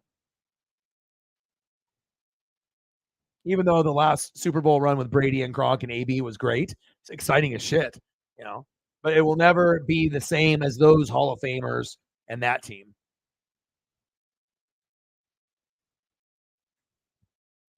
I mean, I just love defense. I mean, shit, if the Seahawks had defense when I was a kid, I would have just did the trifecta, everything in the Northwest. I would have not hopped out of the Oregon-Washington realm. But sometimes players have an influence on your life, like a Warren Sapp and a Derek Brooks and a John Lynch and a Rondé Barber and a Mike Allstott, and they're with you forever. And you're never going to replicate that ever. Like those guys are going to go down as the greatest at their position. You're probably not going to see better ever. In my lifetime when I'm gone. That's saying something.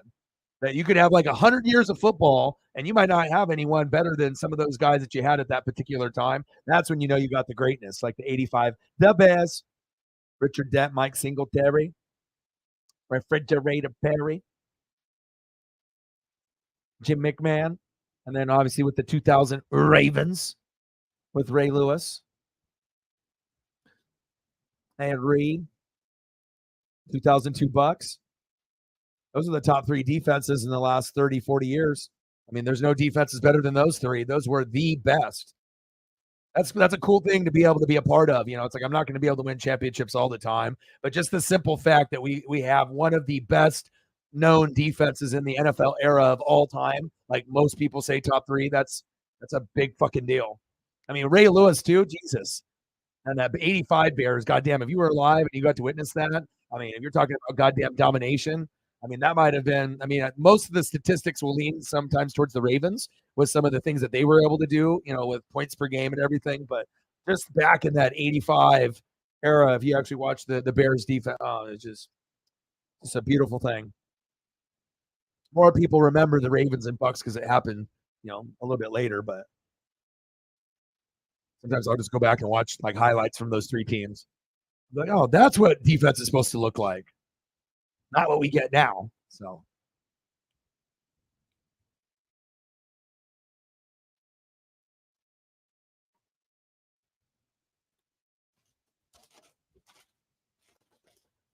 $17-13 Texans. Kettle chips, eat them.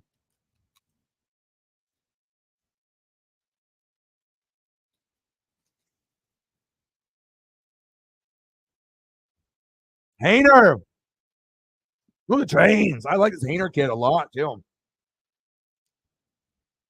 Shit, Hainer better than Jameis.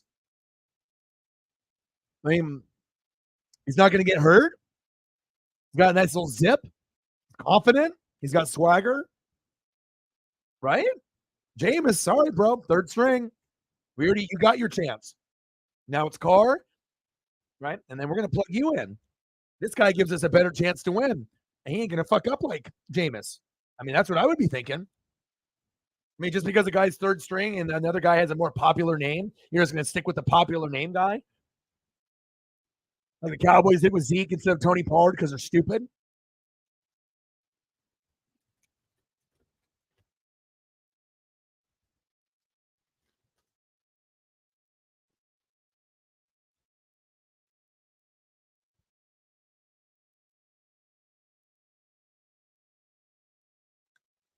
Hainer's fun. I'm a Bucks fan, and I'm entertained. Seahawks, Saints, backup quarterbacks. I like them. I could watch them all day. Nice. First down, Saints. Who dat? Who dat gonna beat them Saints?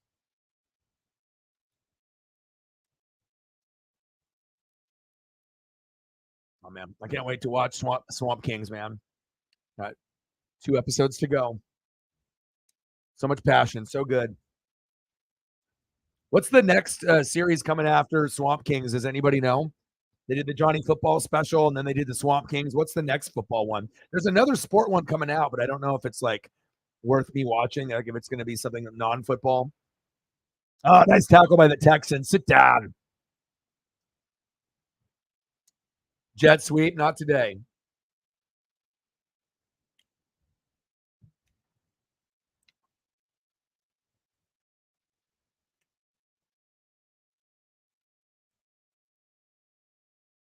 And you don't necessarily have to be like a Jameis hater, to be able to have him go down to third string. If his ego is bruised, and it already has been being a number one pick and not being a superstar, right? But if a guy is going to be better, I mean, I like Hainer a lot more. Like he just seems like he's just a little bit more of a gamer. Like certain people, they just have their moment, and I think Jameis's moment has passed, and if Hainer could be the second guy, if Carr has an injury and he's not going to fuck up, right? A little bit more zip, a little bit more confidence when he throws. I mean, why wouldn't you want to have that be your second option over Jameis? It's like, oh, I'm going to put Jameis in, okay, and then he throws a pick six, and then you lose by 7, and then what? Not saying that Hayner can't throw a pick six. Also, of course he can, fucking third string. But I don't know. I mean, some of these guys deserve some playing time. Kind of has an unorthodox style too. It's like kind of like a short guy throwing kind of a sidearm, kind of inverted style throw. Like the way that his throwing motion is unorthodox. So Mo Gumbo with the $50 donation.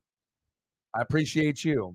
I actually ended up getting a nice dinner because of you. So I really appreciate you very, very much. Cincinnati 75-76. The Big Red Machine with Ken Griffey.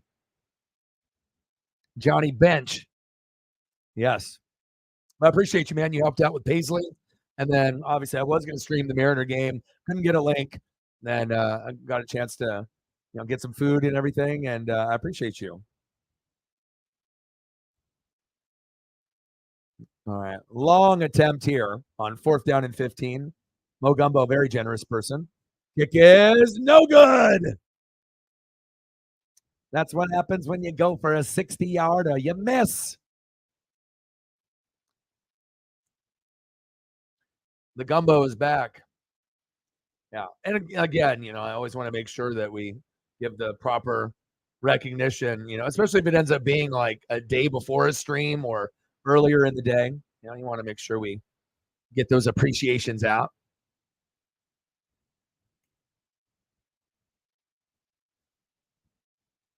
But I mean, everything on the Saints.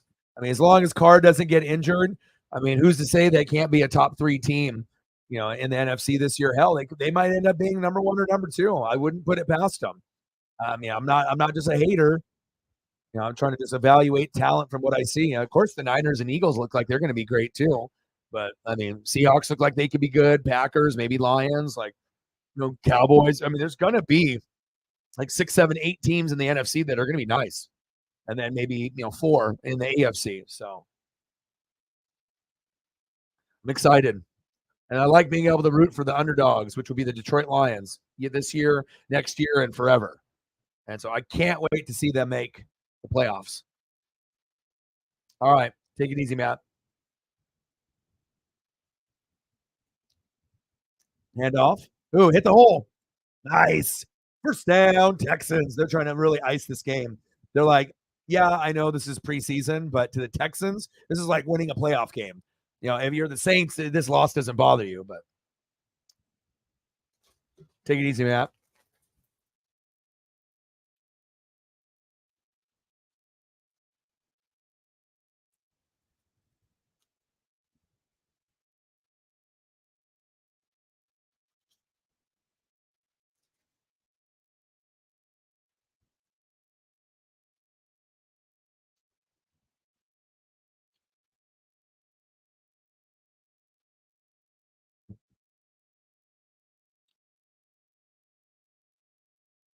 All right, 3:46 left. 17-13 Texans. They want to win their Super Bowl in preseason.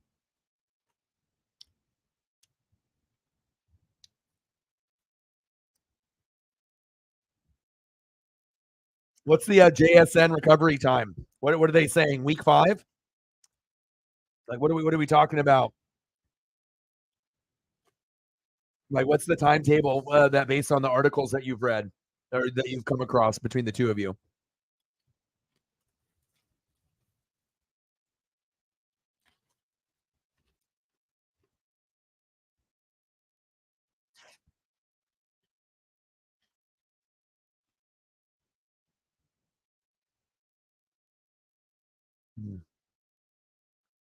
Pretty serious then.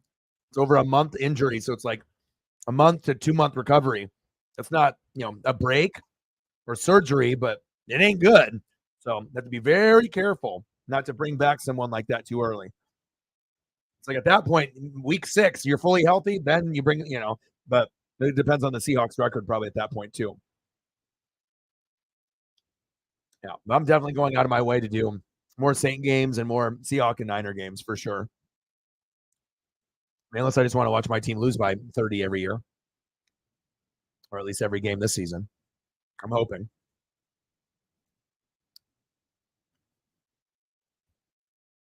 All right, less than 4 minutes to go. Texans trying to win their Super Bowl in preseason, baby. And then we got Mariners tomorrow on Monday, Tuesday, Wednesday against the A's. Thursday's stream will be the Gators going against Utah Utes, which is exciting, and we'll cover the Braves and Dodgers around that time as well. Nice run. Just trying to bleed this game out. And then I haven't actually looked to Friday to see, but I try to look to see what's popping off. Nothing on Friday for NCAA football. And Friday, the Mariners will play the Mets, and I'll do that. So I guess there we go. The Mets after the A's. So we have a really good chance to just keep on winning games and keep balling out. Like, we're playing teams that are not on our level. That's kind of exciting. But then we are going to get like Dodgers and then the Rangers and Astros late. So if we are the real deal, we got to beat their ass at the end and then claim our spot to the championship series. Nice floater. Oh, just out of reach.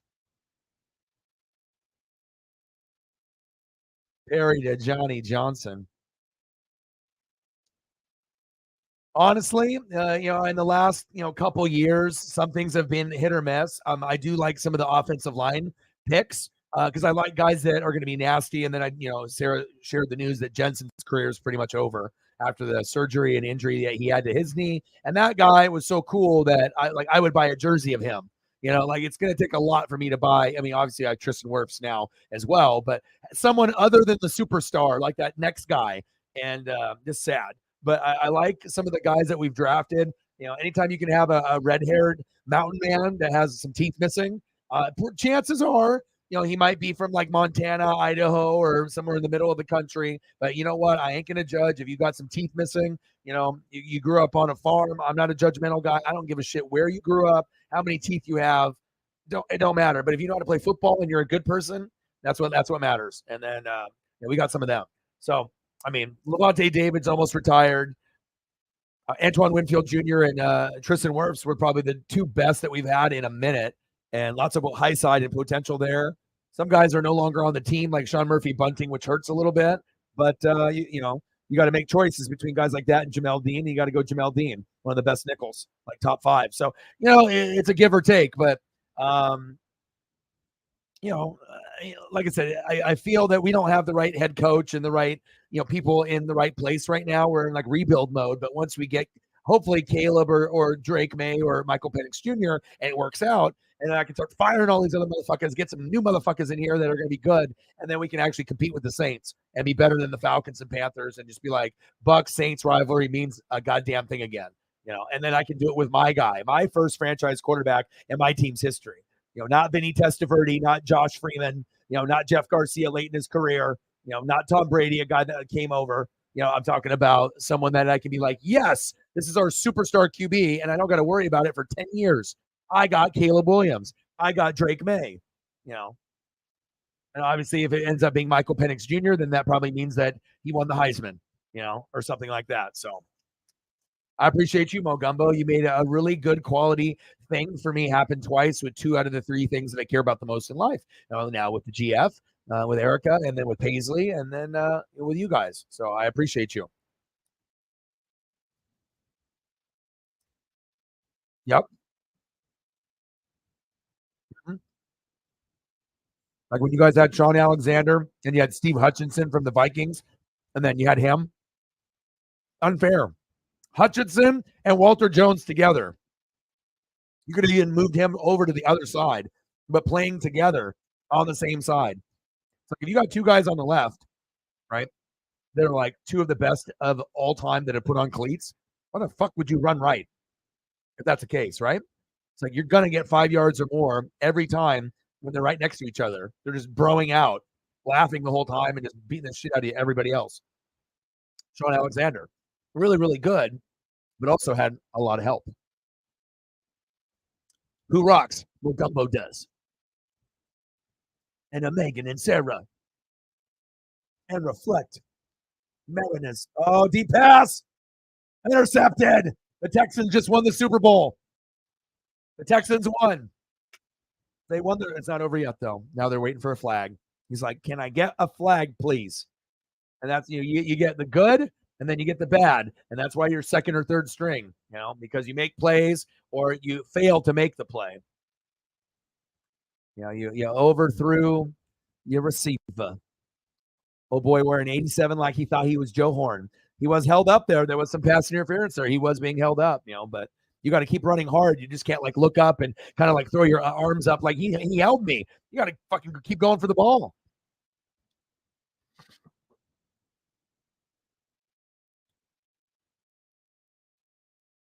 I agree.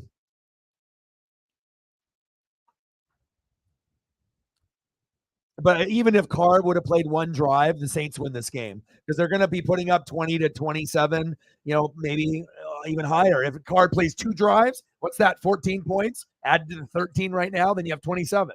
So, I mean, some guys will play their starters, and some guys are just waiting because they don't want Carr to get hurt because the Saints are trying to be the number one team in the NFC this year. It's the unspoken thing. It's like they're trying to win it. They're trying to be on the Eagle Niner level. And who's to say they can't? I mean, it's gonna be fun doing games. We'll get some more of the Saint people that used to watch me on reaction videos, and some of the people that used to, support pretty heavy. We still have a very, very good. I mean, I got more Saints fans that support me on the channel than Bucks and Falcons and Panthers combined. So I guess it's just that respect of just being able to see things from the same point of view. But the difference is I'm not supporting your favorite thing. I'm on the opposite side, but I can understand and relate. Like they got some really awesome players. Well, I'm just going to be an asshole just because it's the rival team. Come on. Like Cameron Jordan retiring a Saint is a big deal. Like if you don't have the jersey, you buy it this year. Before it becomes like a throwback or like a Mitchell and Ness. So Derrick Henry and Tajay Spears, week 1. First 5 games. I mean, Saints are going to win like quite a few. Like I honestly feel that they could end up being the number 1 or number 2 team. Like they'll be, as far as depth, top 3 with the Niners and Eagles, but they're going to not be supported because people are haters towards them. Some of the fan base is toxic and people just don't like rooting for them. They don't necessarily wish for their demise or whatever, but they definitely rub the wrong feathers with a lot of, I think, fans and whatnot. Like people would rather root for someone else to win rather than them.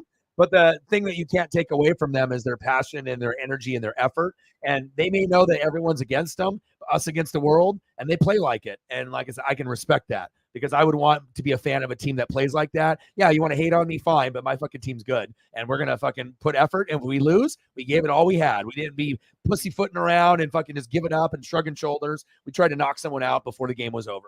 Like you want that effort. So that's one thing that I think that's why I get along with Saint fans is because I like a lot of the players and the coaches and like what the Saint football means to them. It means something. Like SEC football means something to Georgia or Alabama or LSU fans. Like, it's a deeper feeling than maybe some teams, or some fan bases. Some fan bases are kind of fair weather. Saint is a rabid, that's a toxicity, Cowboys, Saints, Eagles, toxic, but also some of those are the passionate.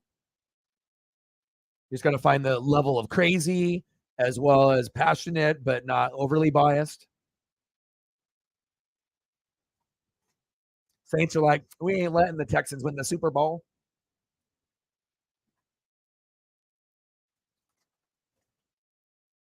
I like situational football.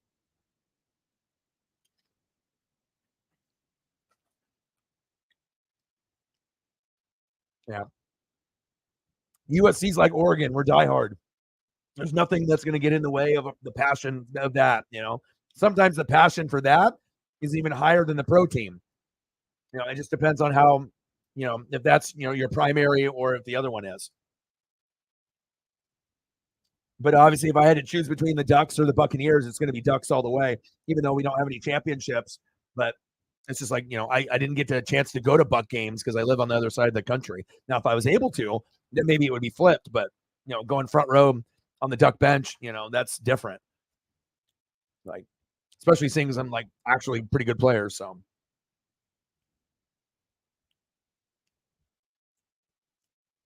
Man, that sounds like the life, dude. I'm here for the Saints. I'm too lazy for fantasy. I just watch the games and eat po' boys and pizza. Fucking guy's living his best life. He's living in fucking 2033 right now. All y'all living in fucking 2023. 10 years ahead of you. Fucking po' boys and pizza. I like that. Yeah, he needs to be able to go through his progressions. Like, he only has confidence in one receiver, bro. Yeah, Jameis shaky in the pocket too, though. I mean, anything associated with crab legs, that's got to make you feel a little nervous. Now, if Jameis could get the turnovers part under control, he'd be a lot more like likable. Like a crazy ass character. Crazy ass personality. And sometimes in some ways like rootable. But it just depends on like the stuff that he does off the field, what he says, what he does, and then obviously it comes down to turnovers. And he's a goddamn turnover machine. And then if you're a turnover machine and you have an injury problem, then you get less and less attractive. You go from being a 10, now you're a 5. Now maybe going from a 5 to a 1 to retired on the bench. Water boy. 3rd down and 10. Run it.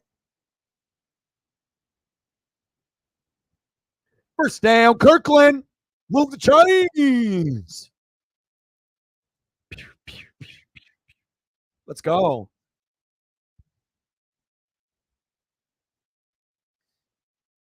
I don't know. Sometimes he moves the football better than Jameis. I mean, even if depending on the backups or whatever. Like, I see his swagger and confidence. You don't get that from most third stringers. I mean, and typically if you get that swagger and confidence, even with a little mistake, that they at least deserve to be second string. That means something. Not being the third option, you're second. Like, you could actually help a team, win and not be the reason they lose. I mean, how many good backup quarterbacks do we got in the NFL right now? 5 out of fucking 32? Maybe 8? Like 4 or 5 might be able to, not lose the game for you. But I mean, after you get past like maybe the 5th or 6th best backup, then you're like, oh, fuck, who knows what's going to happen. 17-13, Texans trying to win their Super Bowl. Saints on the prowl. What happened to my hands? Come on, brother. All right, Megan, take it easy. Yes. Calvin's very critical. Finley's like got the game plan like Bryce Young. Okay, I'm going to give him like 3-4 years.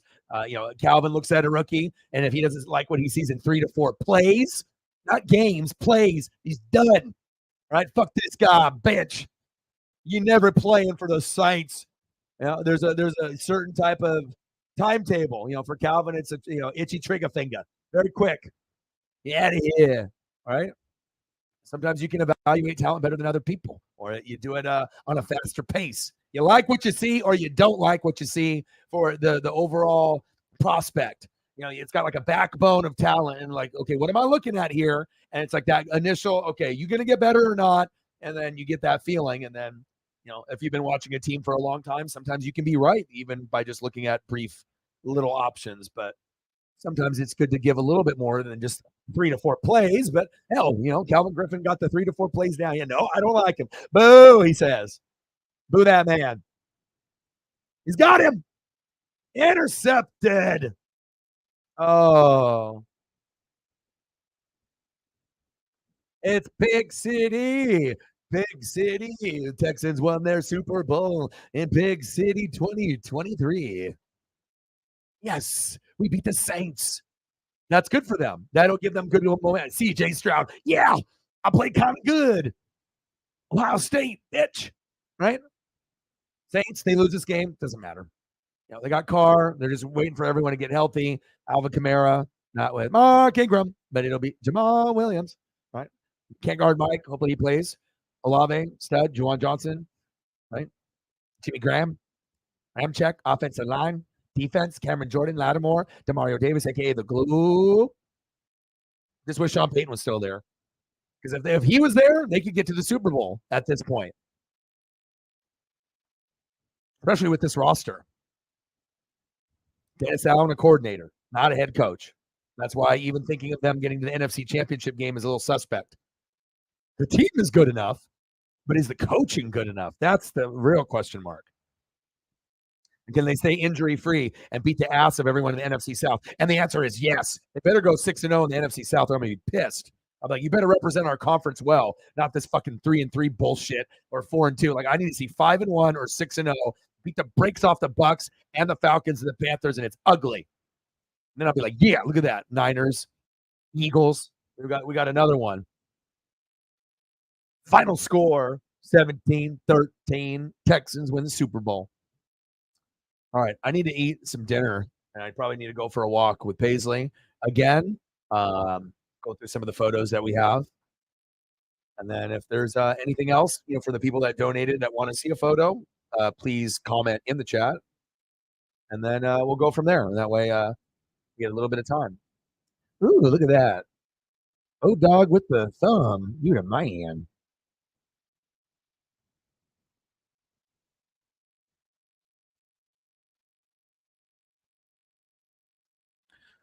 USC going to be good this year. Caleb's going to be a lot of fun to watch, regardless if you like USC or not. Seahawks will be very good too. Could be a big year. Could be a NFC West champion this year or next year. Niners are good, but Seahawks are coming. You can tell. Oh, Tampa Bay's brand new quarterback in 2024, Caleb Williams. So I'm going to do good. Drew Brees, legend. Best short quarterback of all time. You wish you had one. I know I did. Demario Davis, you're probably my favorite player on the defense. I love linebackers and underappreciated ones. You are one of them. Jimmy Graham coming out from the grave like the goddamn Undertaker out of the casket. I don't know what the fuck I saw, but it looked like he was playing basketball again, and he was 20 years old and made that look easy peasy, lemon squeezy. Jimmy Graham playing tight end, not a tight end coach, not retiring with the team, actually playing. Like what fucking Stranger Things upside down are we in? Like, okay. But I was bamboozled, flabbergasted. He just goes out there and catches and posts up a dude and catches a touchdown pass. Like, I haven't seen him look like that in like 5 years. Kind of cool. Notre Dame looks good, but they did play a shitty team, and so I got to see them play a top 25 opponent. But they do look good from what I saw initially. Agreed.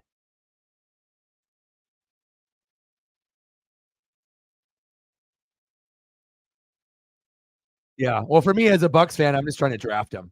And that's my thing. I don't have to buy into all this hype during like a quarterback year. Of course, like Arch Manning would be dope, or Caleb Drake. I'm just wanting a QB, regardless of what conference they come from. It just so happens he plays at USC. I'm an Oregon fan. I just need someone to be on my team so I can compete with y'all.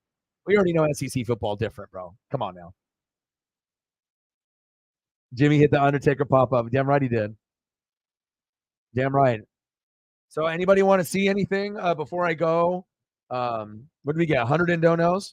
So successful day, and hopefully we can continue the trend, which is going upwards during football season. You cold-blooded. He said, I hope Bucks win 6 games so they can't draft him. Laughing emoji. And you couldn't even do one laughing emoji. You had to hit me with 3, like, to let me really know how he feels. Okay. But if I don't win 6 games, that means I can get Drake May or Michael Penix Jr. So fuck Caleb at that point then. Like, I'll take him, but I'm not going to fucking be like, oh, my God, my life is over if I can't have Caleb Williams. All right, I love him. And he looks like he could be good whether he wins the Heisman or not 2 years in a row. I would rather get a quarterback that doesn't win the Heisman because sometimes those guys choke under pressure. Give me Drake May. So, maybe I will win 5, 6, 7 games, and then I'll just get Drake May because everyone else has to be shitty too. I hope the Bucks win 6 games so they can't draft him. That's how it goes, huh? Yeah, why not? I need to compete with you. You're already going to beat the brakes off the Panthers and Falcons every year. What you can't have one person actually want to punch you guys in the mouth, and then you guys punch back, and then we punch you in the fucking eye, and then you punch us in the eye. With you play the other two, you punch them once, and they're down forever, and they don't get up until the 4th quarter, and you already got 25. Okay, so I want to be able to punch back. Okay, and if I can punch back, I got a roster good enough to compete. Like, at least maybe not win all the time, but we'll at least take the games and make them exciting again. Where like Buck Saints is a must see thing, but it's not going to happen until I get my franchise QB. I need my franchise QB. He'll be better than your QB. That's what's going to happen. That's what's up. Then you just be breathing down Caleb Williams. Touchdown, Buccaneers. Touchdown, Buccaneers. He ran for one, then he threw for one in the first quarter. Ended up with 4 touchdown passes, 4 on the ground, 8 touchdowns on the Saints. Final score 96. Saints 3. That's what's up right here. Okay. I need this. But the thing is, he's kind of like a guy that could bust.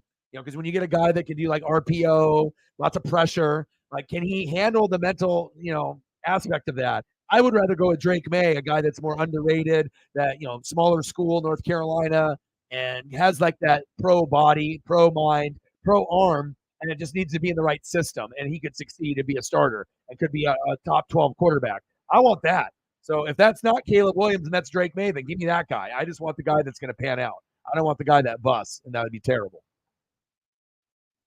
That's facts. I like Drake May more too. Drake May's my number one. So.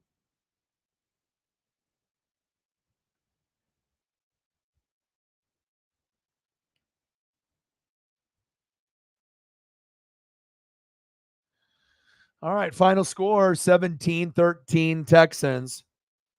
Crawfish E2. All right, let's do that. Actually, it would be nice. I like doing food at the end, even if we only go for 5 to 10 minutes, like 5 to 10 minutes of photos of food that can make anyone like smile and give you ideas to what to eat, someday, like, tomorrow or maybe sometime later this week. But it kind of gets exciting to like look forward to having something if you'd like to go to Flavatown, like your boy. Crawfish, ETTOUUFFEEE. Will that work? In HD. Craw, CRAWFISHETTOOUFEEE in HD. All right, let's see the results. Let's see the results. Oh, god damn, it looks good. Crawfish, eat too far. That's why I need to go to Nolans. I think like if I went there, besides being the Buccaneer fan and people trying to like beat me up and stuff, like as far as like food, that would be one of like the maybe 3 places on, the map that I actually, for the food, oh yeah. I like to go Flavor Town, and they just have so many options. I mean, I'd get so fat, I'd probably be eating a po' boy like at least daily? I don't know, maybe more. There's so many options too. I'm gonna hit you with this is good mental health shit. You know what I mean? Like, where else are you gonna be able to go on a stream and make a recommendation and then see something fucking delicious? Not many places. That's why we're often imitated, never duplicated. The originality. Nothing better than looking at food pictures. There's a lot of pictures out there that people like, okay? But food, I mean, that's across the board.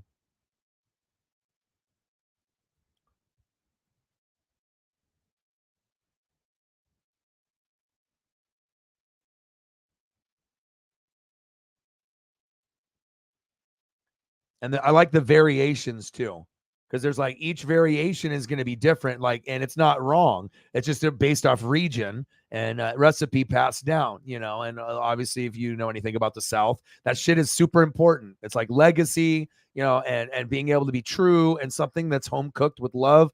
People pay extra money for it because you can like the love that was put into the meal. That's why it tastes the way that it does. Like, you're not going to replicate that just in any other region. When a region is known for something, like Maine with their lobsters and stuff that we have here in Oregon and Washington off the coast with the Pacific, or the Atlantic, West Coast or East Coast with like crab or, whatever it may be, lobster, shrimp. But then, getting just a wide selection of something like this. And, that's why I connect with people from Nolans too, is because my first job, I did crawdads with my dad and my dad's friend. And that was my first job. I was trying to earn money at 12 years old, making $20 an hour to buy Massimo, Red Sand, and Nike t-shirts that were just like the plain shirt with the Nike swoosh. I wanted to buy every color because I wanted to be that dude in like what, 5th grade or whatever. I wanted to be able to, grind.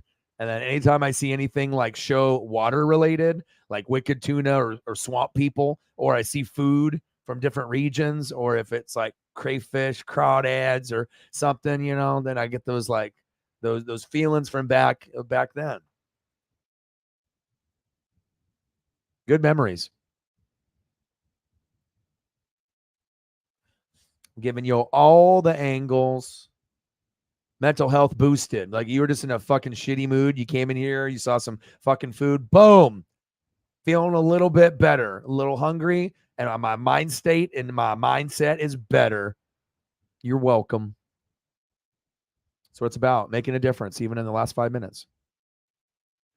I want to see a big black coffee eat too fast. Who makes the best where you live? Is there like a mom and pop spot or a famous outlet? Like what's the spot that if you had to order it or get it delivered or you go there, what's the spot where you live that's got something special like this? And I just like the better picture. It's like more appetizing where you want to like take a bite out of the screen or your phone or your computer. It's like you can literally see like every goddamn ingredient, like the glistening of the food. That's when you got a good photo. You have to take the time to break down the plate in layers. Like you can, the sauce. Okay. The breading. Okay. The vegetables. You gotta go in layers if you want to appreciate something. All right. Let's go.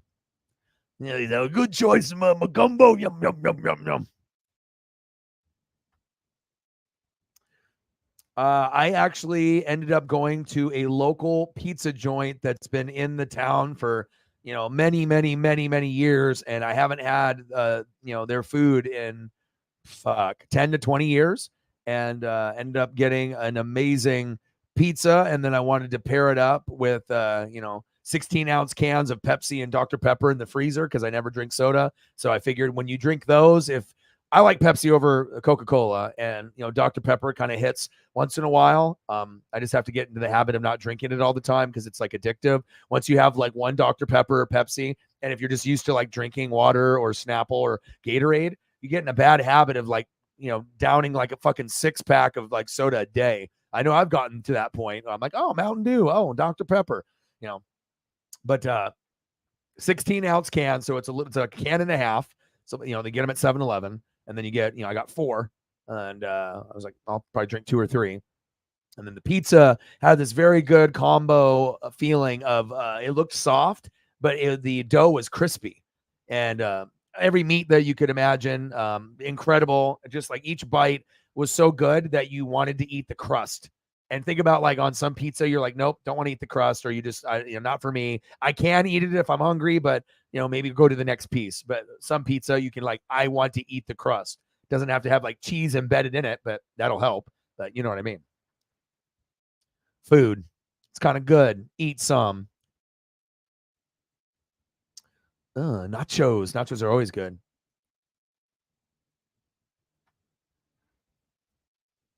Yes, and that's why I like culture, and I like watching like Gordon Ramsay or any of those type of shows, because I like to be able to learn about other people's culture. Just because you might be a different age or different race, it don't matter. Like if there's tradition and there's love, you'll be able to have that region shine for a reason. You go from here and then let me see a little closer. Okay, right.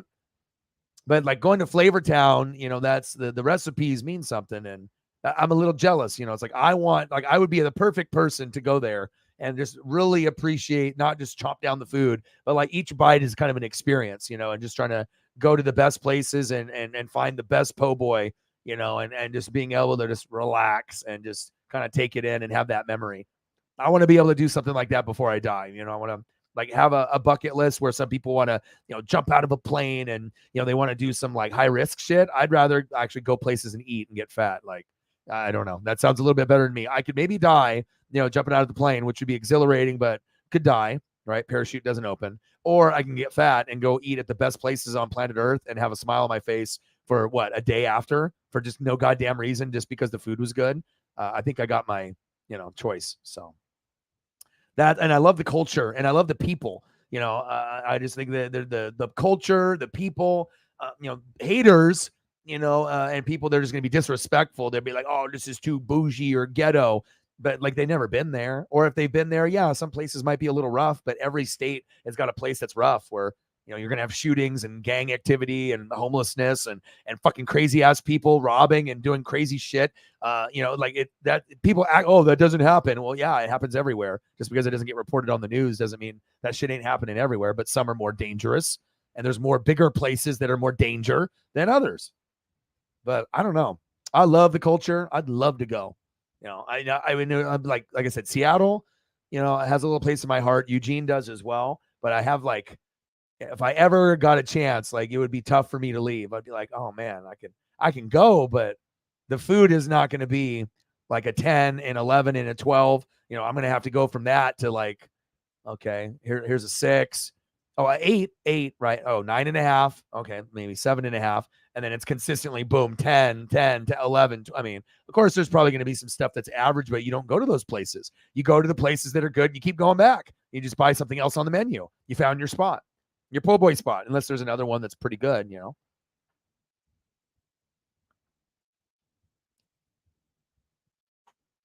Oh, you torturing yourself. Booting.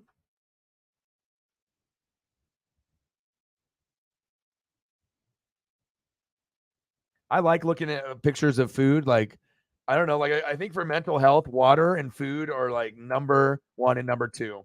That's why they tell you to go on vacation and whatnot. And then you can, go near water and, obviously you feel refreshed and you don't feel as drained. You feel like a new man or woman. I mean, there's like a psychology to it.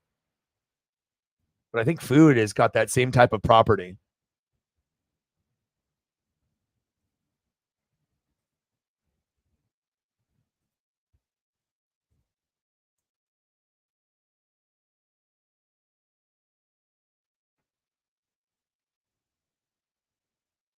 Oh, dude, I got shit. You don't even know, bro. I'm the master of this shit. A bow de bow. What you know about this? What you know about that, bro? Game over right there. There's no playing around. I mean, it's just done. If you like fried mac and cheese, you need to try to boop damn ball. Not like a Louisiana cooking with the ball. Cajun classic. Shit is just insane to me. You guys are just hiding all of the flavors just for yourself, and then you guys make it dangerous on purpose. So it's okay, you guys want to come? Now you won't because you're scared of this particular area, but the food is worth it. We're going to keep all the food to ourselves. But I would go. Probably wouldn't want to wear my Bucks gear though, because then I would get people that would recognize me. Then I get people that try to beat me up just for wearing something not Saints. That would not be smart. That would be stupid. The bread bowl. This is one of my favorite things too. Like when I can go to a place where I can get the bread bowl where they hollow it out and then you can actually eat the bread after, but then you get it to soak in with the clam chowder. It's an experience. If you can actually go to a spot like on the West Coast or East Coast, or I would assume in Louisiana, they would probably have a pretty damn good one too. A little shrimp and whatnot. Fuck. Game over.